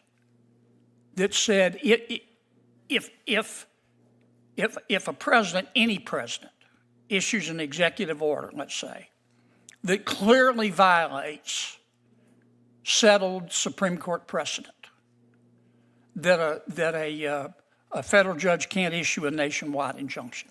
For example,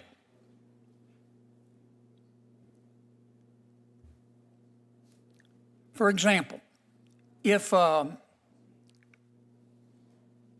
federal president issued an order that said no one in America has right to counsel any longer, including but not limited to, in a felony case, having the government pay for your lawyer if you can't afford it. That clearly violates settled Gideon v. Wainwright. In that case, a judge has no authority or does have authority to issue a nationwide injunction. But in a case where the law is unclear, a judge should refrain from that. Now, obviously, we'd have to trust our judges, but we're supposed to be able to trust them anyway. What do you think about that? I don't agree with that, Senator, because I think universal injunctions transgress the limitations under Article 3, even if the underlying merits are clear. I happen to agree with you. I don't think there's any basis under Article 3, under Supreme Court precedent, under the English common law for nationwide injunctions. I think politicians have helped judges, and many judges are politicians, to just make it up. And many of them are like Professor Shaw here. If they like the president, they're against nationwide injunctions. If they don't like the president, they're for him. Professor, let me ask you this while I have you. On April 22nd, 2024, you said there are some members of the Supreme Court that are evil. Which justices were you talking about? I'll take it your word, Senator. I don't recall using that word, but. All right, here's what you said. You were talking about the majority opinion in Muldrow v. City of St. Louis. You said, quote, Justice Kagan, will she be able to control the opinion's future distortion by her evil colleagues? Probably not, end quote. Who were you talking about? Sir, I'm very skeptical. If there's a transcription, it was probably a transcription error. I do not think I said. No, you said it. Why don't you own up to it? Which you call some members of the Supreme Court evil. Now, which ones do you think are evil? I would have to refresh my recollection. I've been very critical of some members of the Supreme Court. You're embarrassed that you made that statement, aren't you? I'm You're an officer Senator, it doesn't sound like something that I would say. You know what I'm embarrassed at? That you're teaching our kids. I don't refer to Supreme Court justices as evil in the classroom, on sir. Your podcast, April 22nd, 2024. Okay, well, big as Dallas. And you're an officer of the court, and you're here advising us to be respectful of federal judges, and you say they're evil members of the United States Supreme Court? Gag me with a spoon. You're part of what's the problem in all of this. Thank you, Senator Kennedy. Senator Durbin. So I'm going to give the panel members an opportunity to respond to a question posed by Justice Sotomayor during the oral arguments on the birthright citizenship bill. And she said, I'm paraphrasing, imagine a new president takes office and decides, because of the epidemic of gun violence in our country, to issue an executive order announcing that he will deploy the military to seize the guns of every gun owner across the country. That executive order would be swiftly challenged in a federal district court, or more likely in several district courts.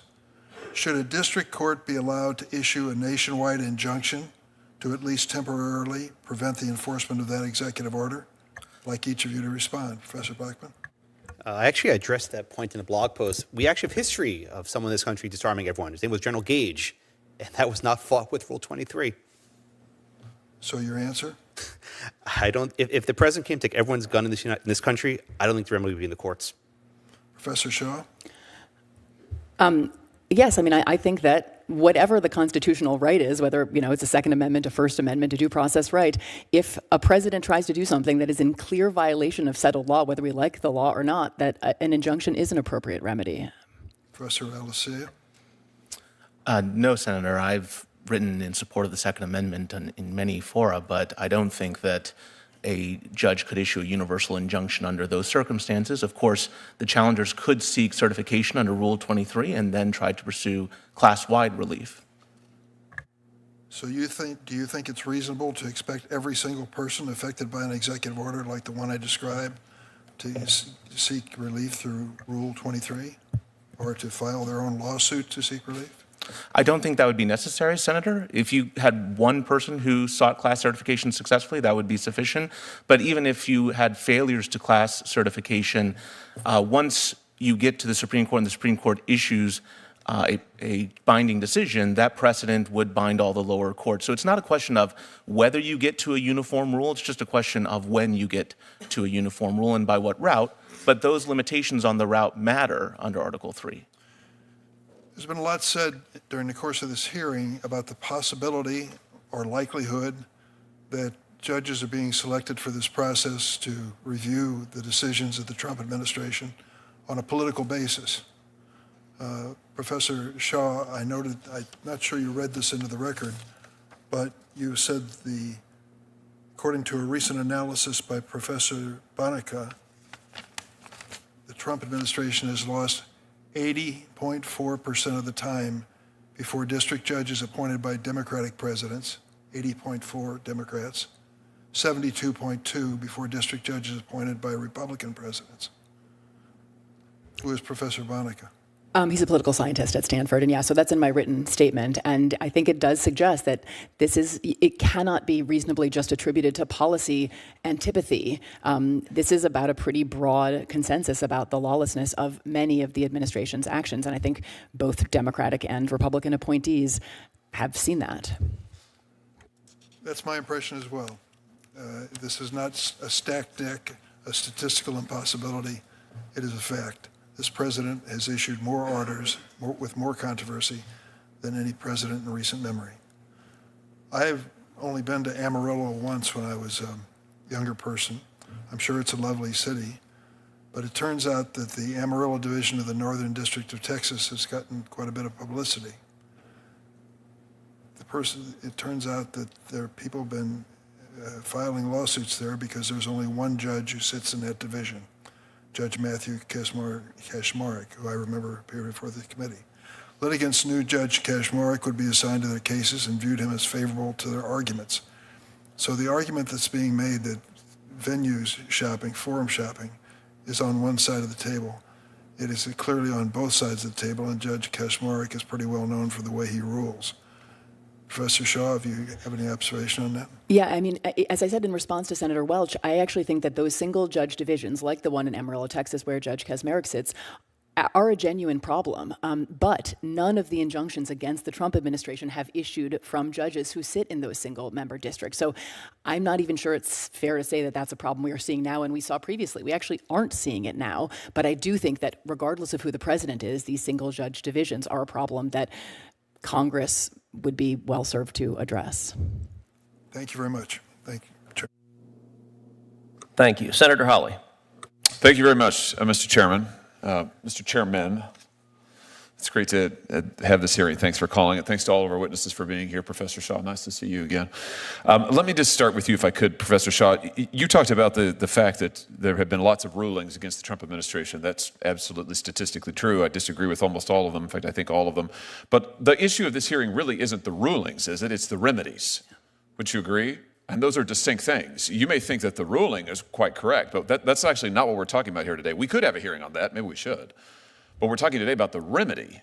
And the question is a remedy that binds parties who are not before the court, is that an appropriate thing? I mean, aren't you concerned about judges binding non-parties in their remedies? You may love the ruling, but even if you do, don't you think it's a little bit anomalous for courts to be going out there and binding parties who are not before them? I mean, is that something we want to encourage? Senator, I think that judges have been issuing rulings that impact non-parties since Marbury versus Madison, right? So you're not concerned about it? I'm not. I absolutely think that they can be abused, and Well, they no, have been abused. Wait a minute. You were very concerned about it just a couple of years ago. Yeah. You said in response to a nationwide injunction on the Biden FDA's mifepristone rules, and I quote, "This injunction's a travesty for principles of democracy, notions of judicial impartiality, and the rule of law." I think I've been consistent today. That was issued by Judge Kaczmarek in a single judge division. They're a problem. Those are a problem. Him personally? Wait. No. So your testimony is if it's issued by Judge Kaczmarek, it's bad? No, sir. It's personal? That is not my testimony. So is the problem with the injunction? You were criticizing the universal injunction here. Issued by a judge in a single judge division. I've been very clear today that those are a problem. By a Republican judge in a Republican division, then it's bad. No, Senator. Otherwise, it's fine. No, Senator. I think that single judge divisions What is the are a problem. principal difference? I'm looking for a principle. I understand you hate the president.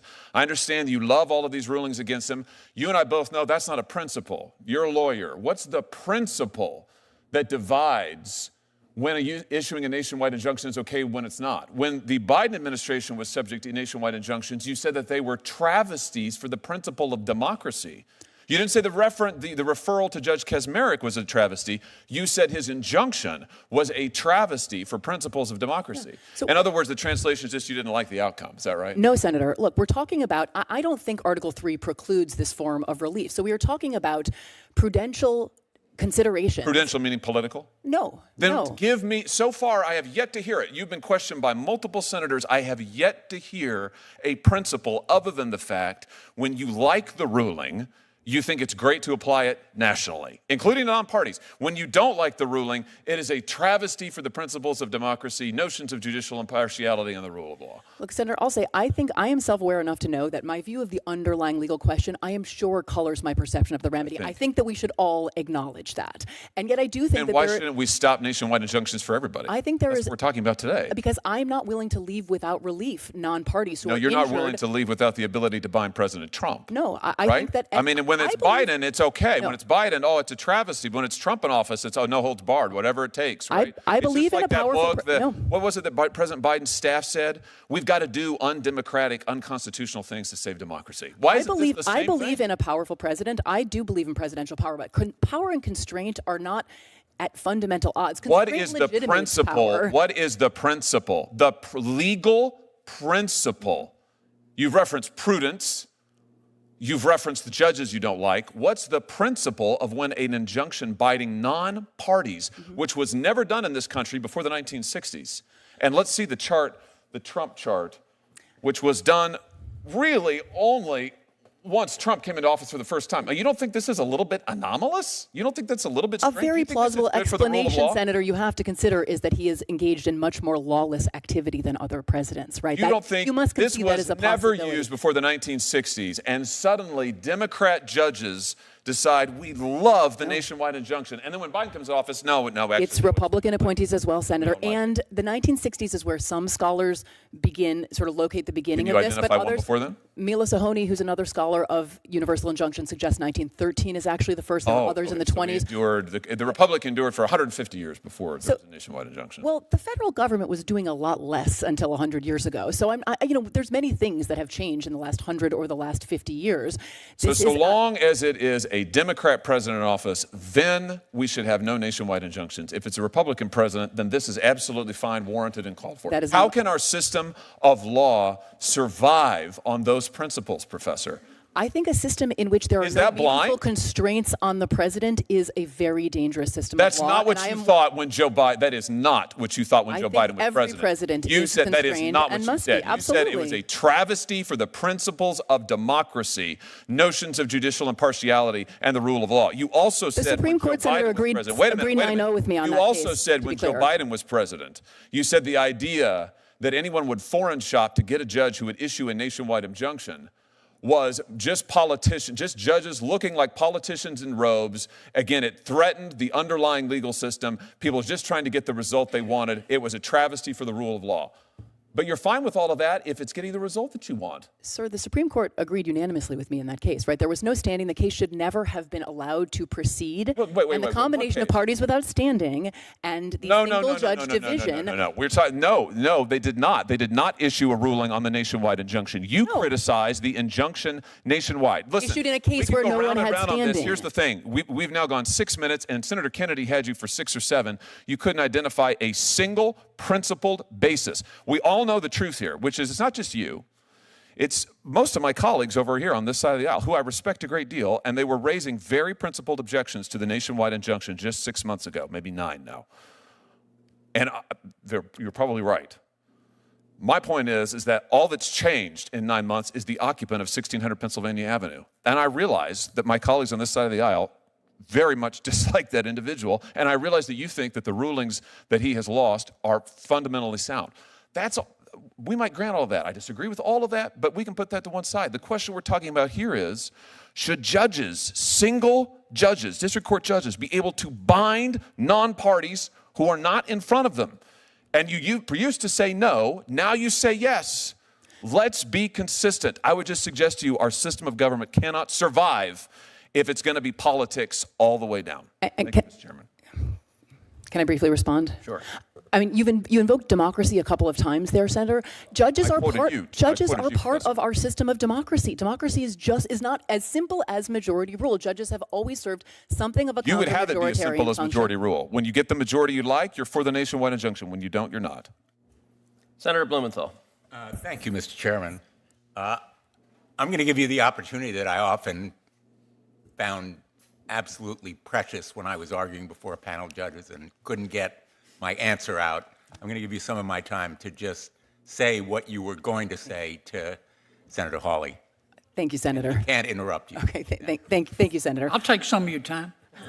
I started to say this. By the way, we're good friends, so it's not personal. Well, maybe I'll just finish what I started saying at the end, which is, in a number of the questions today, there has been this embedded premise that there's something democratically troubling about judges issuing these nationwide injunctions, constraining the democratically elected president. And I guess I would just say in response that, we have a constitutional democracy, so the people are sovereign, and that's, the sovereignty flows from the people, and we do choose our elected representatives, but obviously we choose our representatives in Congress.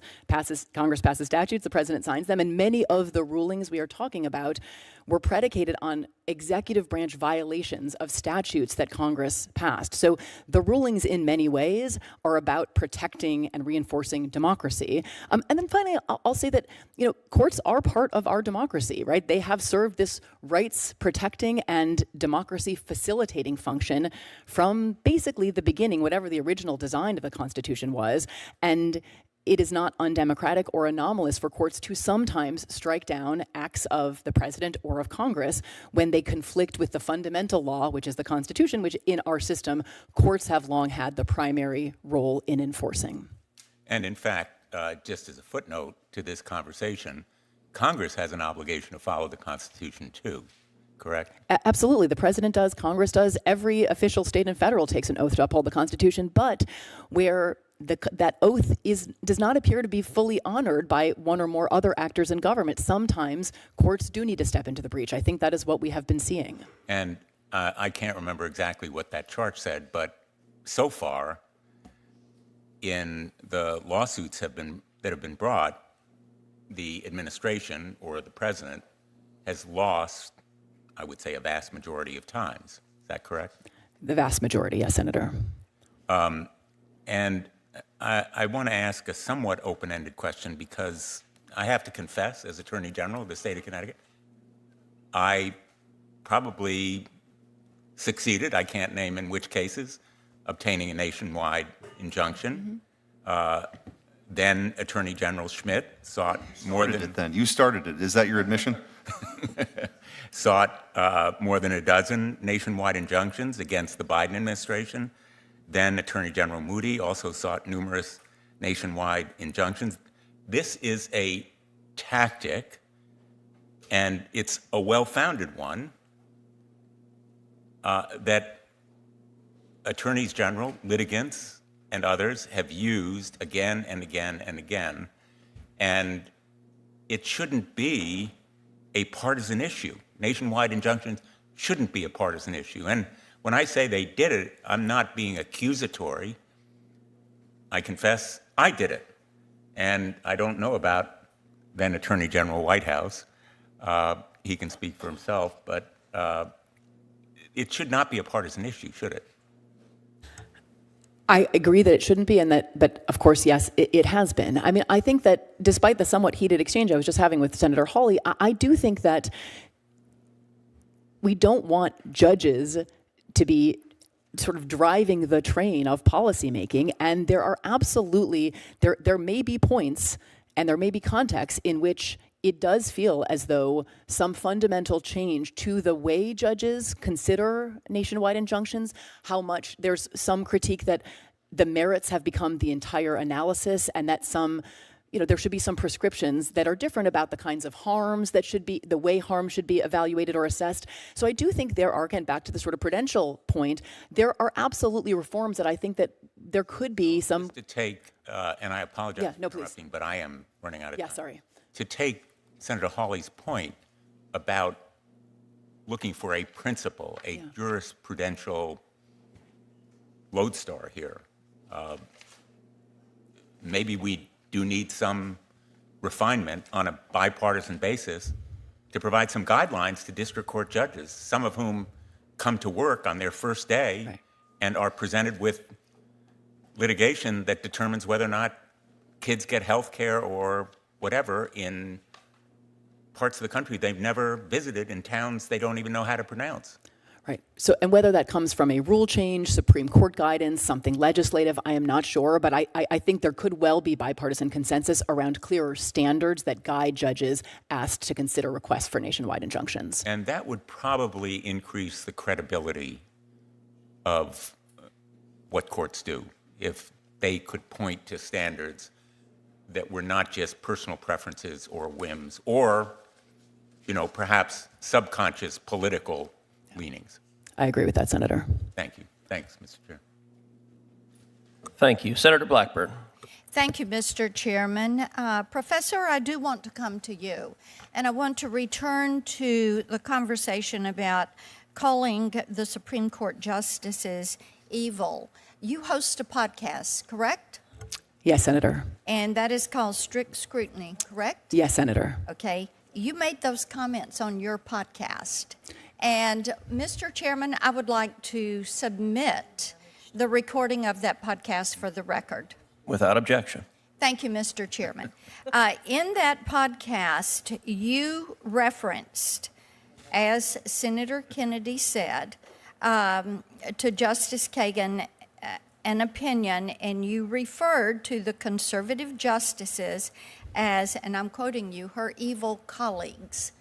That is something you said on Strict Scrutiny in your podcast.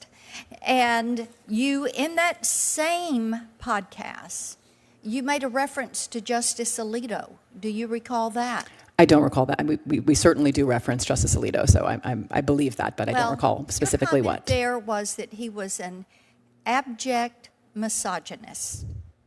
So since this is your podcast that you hosted, and this was your opinion on that podcast, would you like to provide explanation about why you think conservative justices are evil and why you would think Justice Alito was a misogynist? Do you care to explain yourself? I would have to look at the transcript, Senator. I think that the dismissive approach to sex equality arguments in the Dobbs case was deeply concerning. One paragraph in the opinion suggests that there's no sex equality problem with abortion restrictions or prohibitions. I think that's deeply wrong. And in the more colloquial sort of mode of a podcast conversation, that is probably what I intended to convey, that he discounted very serious sex equality concerns. You were angry and you let your emotions get the best of you, is basically what you're saying.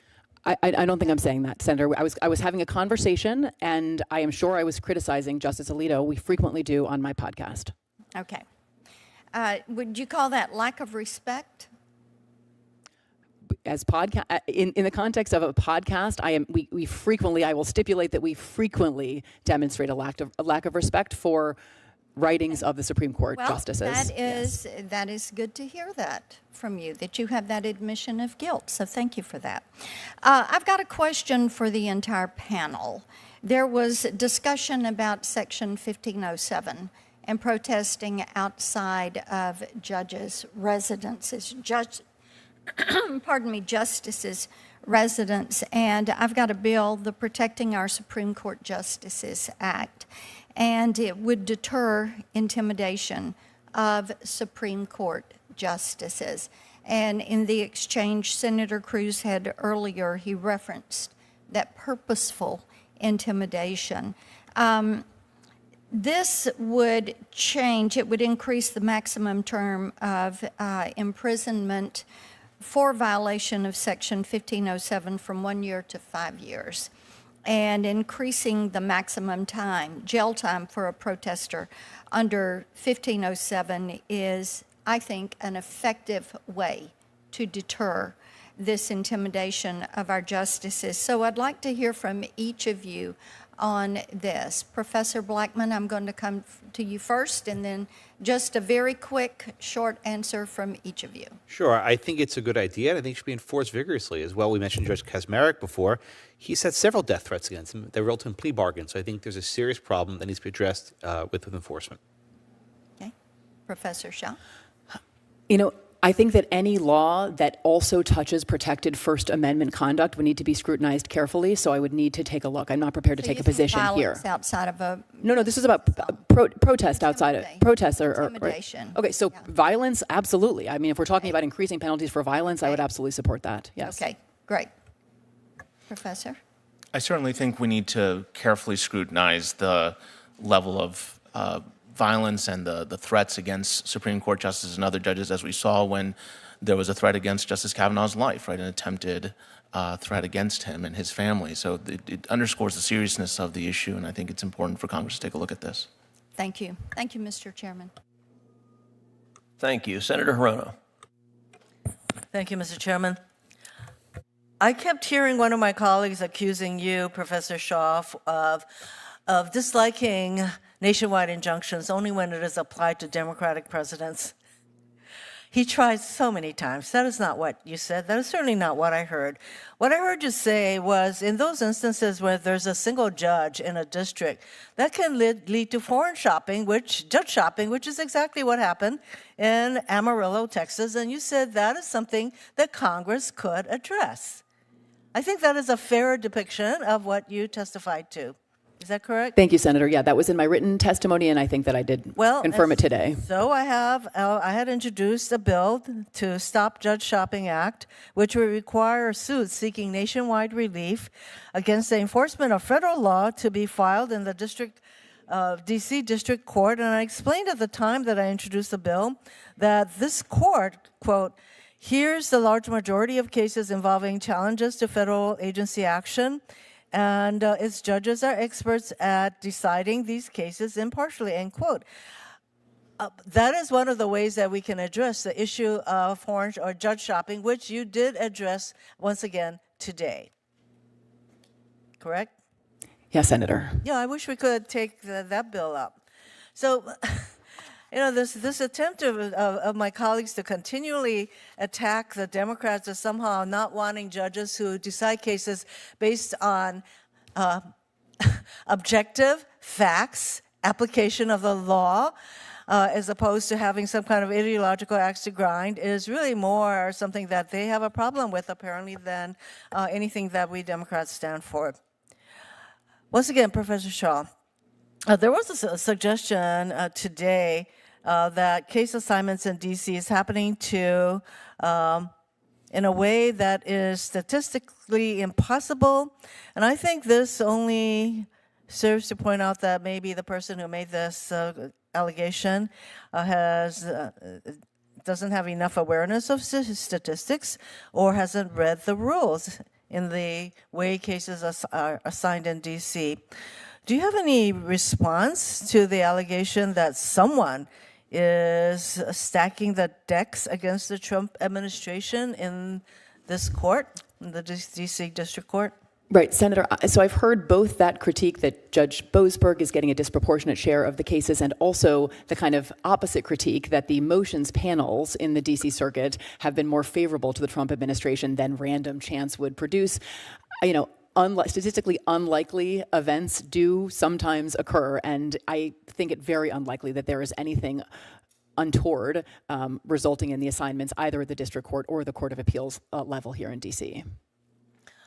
I have to thank you for pointing out how many cases. There have been over 200 cases filed to stop this president from, in my view, abusing his power and engaging in illegal acts. And frankly, and I think Mr. Blackman also suggested this, as did you, Ms. Shaw, that if we don't like this president to be sued, then we in Congress should enact laws that allows him to do whatever the hell he wants.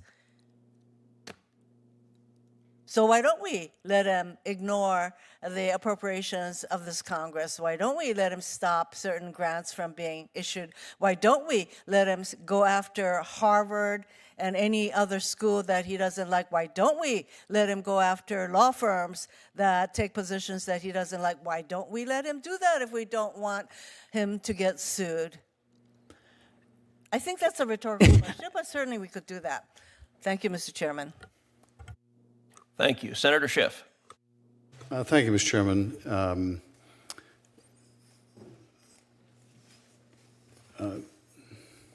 Michelle, I wanted to ask you about some of the threats we're seeing on the judiciary, but let me preface it by quoting the president, who has called federal judges who rule against him communists. He's called them lunatics. He's called them monsters.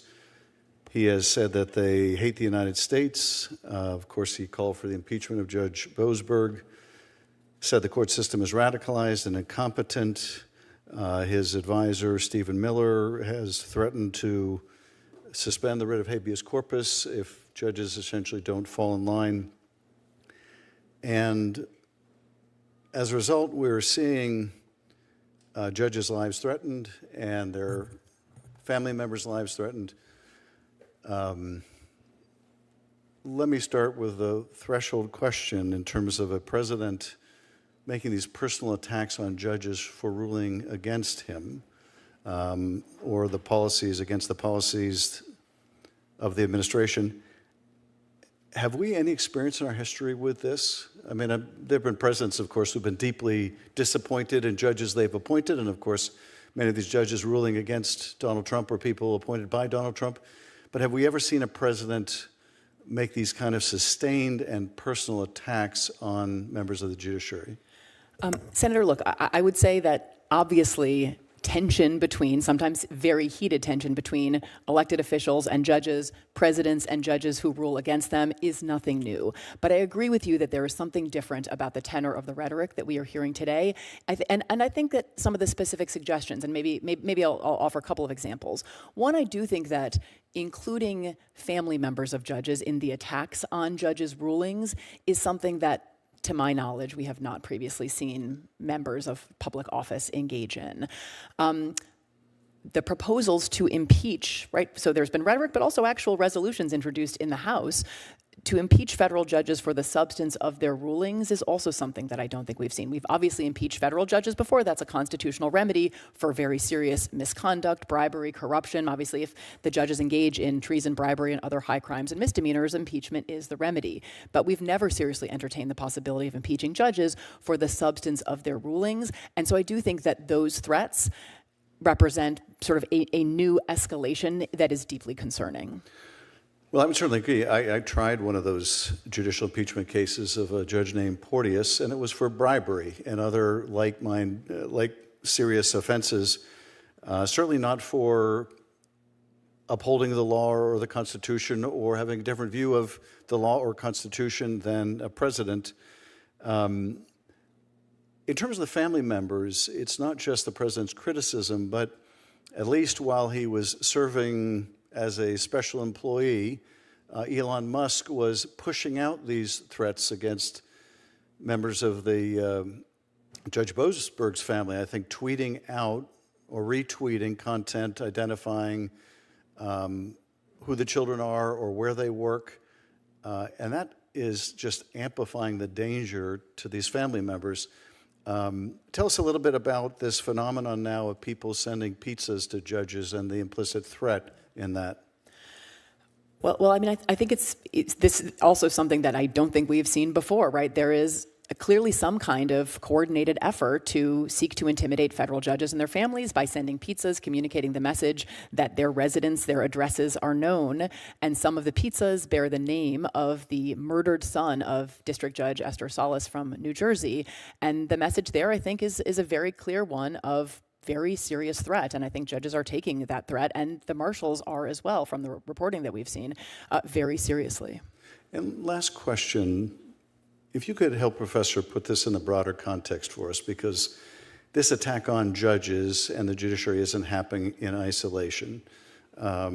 We've seen the president now turn on Leonard Leo because these ultra-conservative Federalist Society-approved judges are not proving too right-wing enough for the president.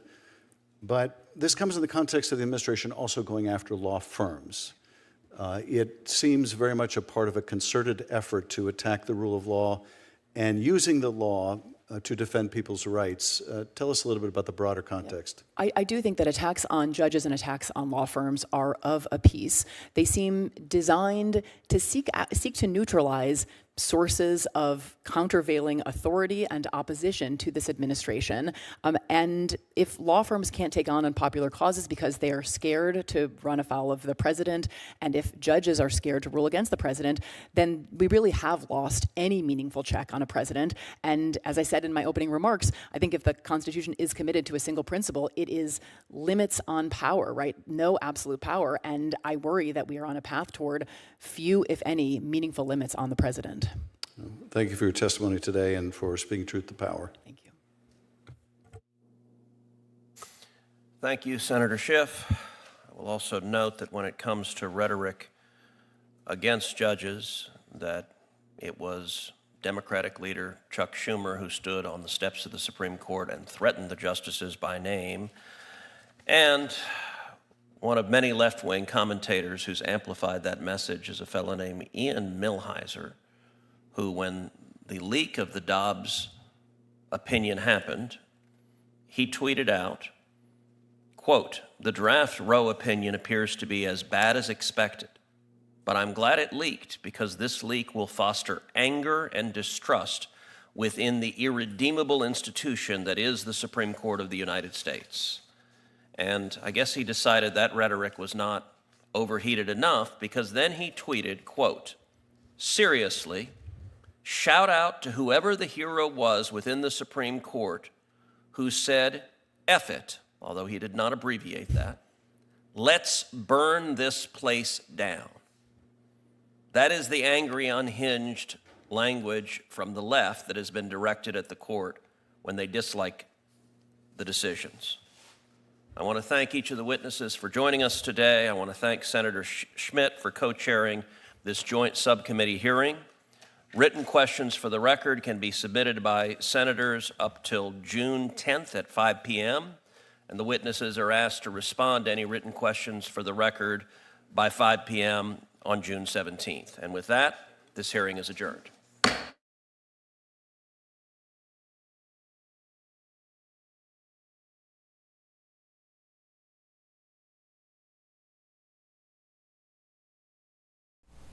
Well, one of the more fascinating hearings you'll find on Capitol Hill, I was actually going through Federalist number 51 and number 78, Eric Schmidt, the senator from Missouri and also former attorney general, citing that with Alexander Hamilton's writings from Wednesday, May 28th of 1788.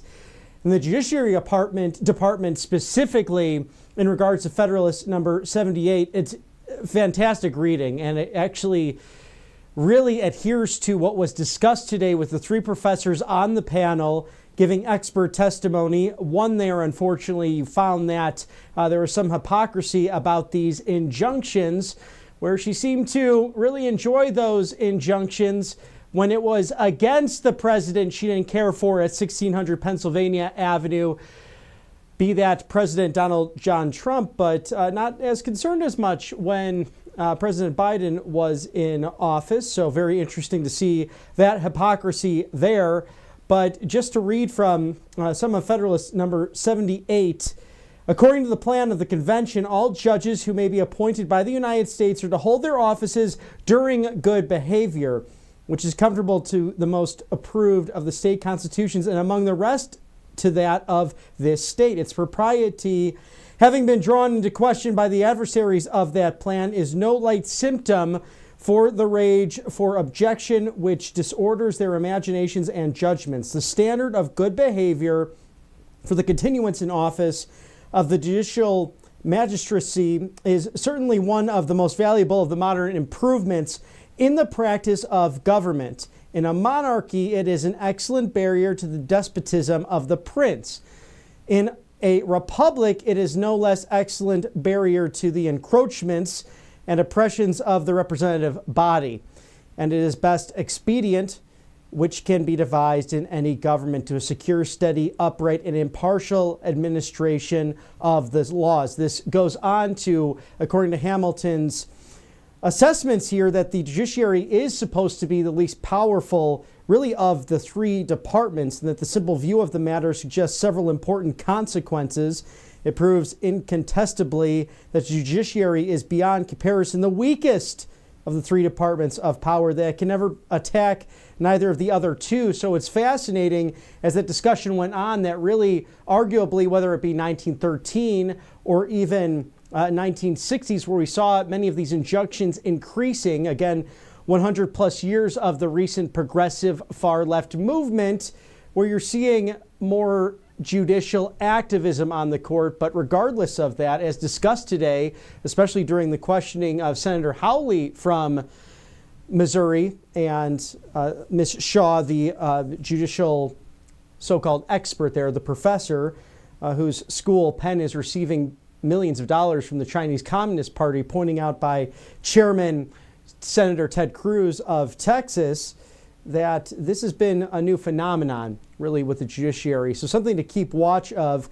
And I'd also like to recommend reading Federalist number 51 from Wednesday, February 6th of 1788 by James Madison, a future president of the United States, before he wrote this beautiful transcribing that the structure of the government must furnish the proper checks and balances between the different departments. And I have all these different papers at home. I like to go through them myself, but this is on loan from the one, the only Mr. Matthew Alvarez. So thank you for having this in studio. We the People, documents and writings of the Founding Fathers, tried and true, tested. When in doubt, go back to our founding. It's always beautiful to read, and not just for law students, but for the citizens of this great nation. What a hearing that was. Spartacus trying to go after Senator Cruz, failing at that with his hypocrisy. And what about that great seersucker suit of none other than Senator Kennedy from the great state of Louisiana?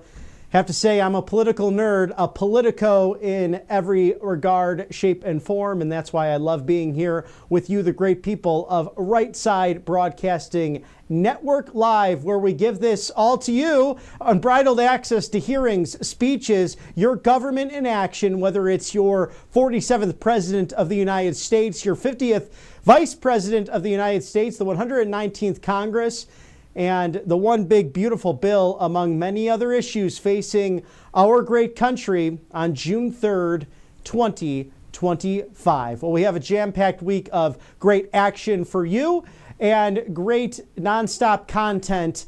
We are your go-to live desk for everything on the right side of history. And it's not just ideologically speaking, it's truly the correct side of history. And all of this unbridled access, so you, the viewer, the voter, can make up your own mind at the end of the day, because you deserve that access to your government that you put into place way back on November 5th of last year. And those individuals in Congress sworn in on January 3rd, and the 45th and 47th Commander-in-Chief, of course, sworn in on January 20th under that beautiful rotunda. Seems like yesterday in the summertime heat that we are now enjoying. Well, it's just before 5 o'clock somewhere, and that's on the east coast of the United States, and 2 o'clock on the west coast just beforehand. It's been a pleasure to be with you this afternoon. Stick with us tomorrow. We'll have some great content uploaded as well online regarding some activities happening tonight, but it is nonstop in the golden era, this beautiful age of America, brought to you by Donald John Trump and the MAGA movement. It's always a pleasure to be with you here on the right side of history. For all of my colleagues at RSBN Live, I'm Robert McNeely. Have a wonderful evening, and we will see you tomorrow. God bless you, and have a good night. Welcome to Right Side Broadcasting Network, your trusted conservative news outlet. At RSBN, we deliver the truth when the mainstream media falls short. Since 2015, we've proudly broadcasted every single one of President Trump's iconic MAGA rallies, bringing you the excitement and energy live before anyone else. By watching RSBN, you get an unfiltered front row view of the action on the ground. We interview the crowds to give a voice to millions of Americans just like you. We show you President Trump's speeches in their entirety, free from interruptions and censorship. We cover the stories that matter to you with the integrity and passion you deserve. Thank you for choosing RSBN as your home for America First News. Together, we stand strong, united, and informed. So join us and be part of the right side of history. Hey y'all, it's Silk from the Diamond and Silk Chit Chat live show. Look, don't forget to check me out right here on RSBN Network. Be sure to watch the show on Right Side Broadcasting Network, and I want you to support Right Side Broadcasting Network. Yes, it's imperative that you do so, okay? I look to see y'all soon. Bye-bye. You've heard how hard it can be to get access to medications like ivermectin, all the things they don't want you to take because they're actually effective and they don't cost all that much, right? You've seen that one before. So it's critical to have something like that on hand for any emergency and to be prepared in a time of crisis. And that's why I want to tell you about All Family Pharmacy. They're cutting through the nonsense and they make it easy to get hard to find medications when you need them most. They'll provide the prescription, no hoops to jump through, no waiting room, no hassle, and they deliver it right to your door. All Family Pharma even lets you order in bulk so you can stay ahead of the curve. Head over to allfamilypharmacy.com for 10% off your first order. Again, allfamilypharmacy.com. It's simple. Get the 10% savings. Be prepared.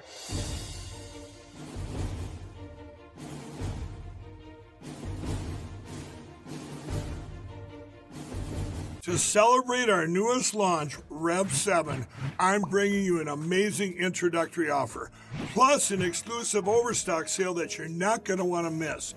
Rev 7 is our premium energy drink that tastes great and gives you energy all day with no jitters and no crashes. That's because there's no sugar and no caffeine.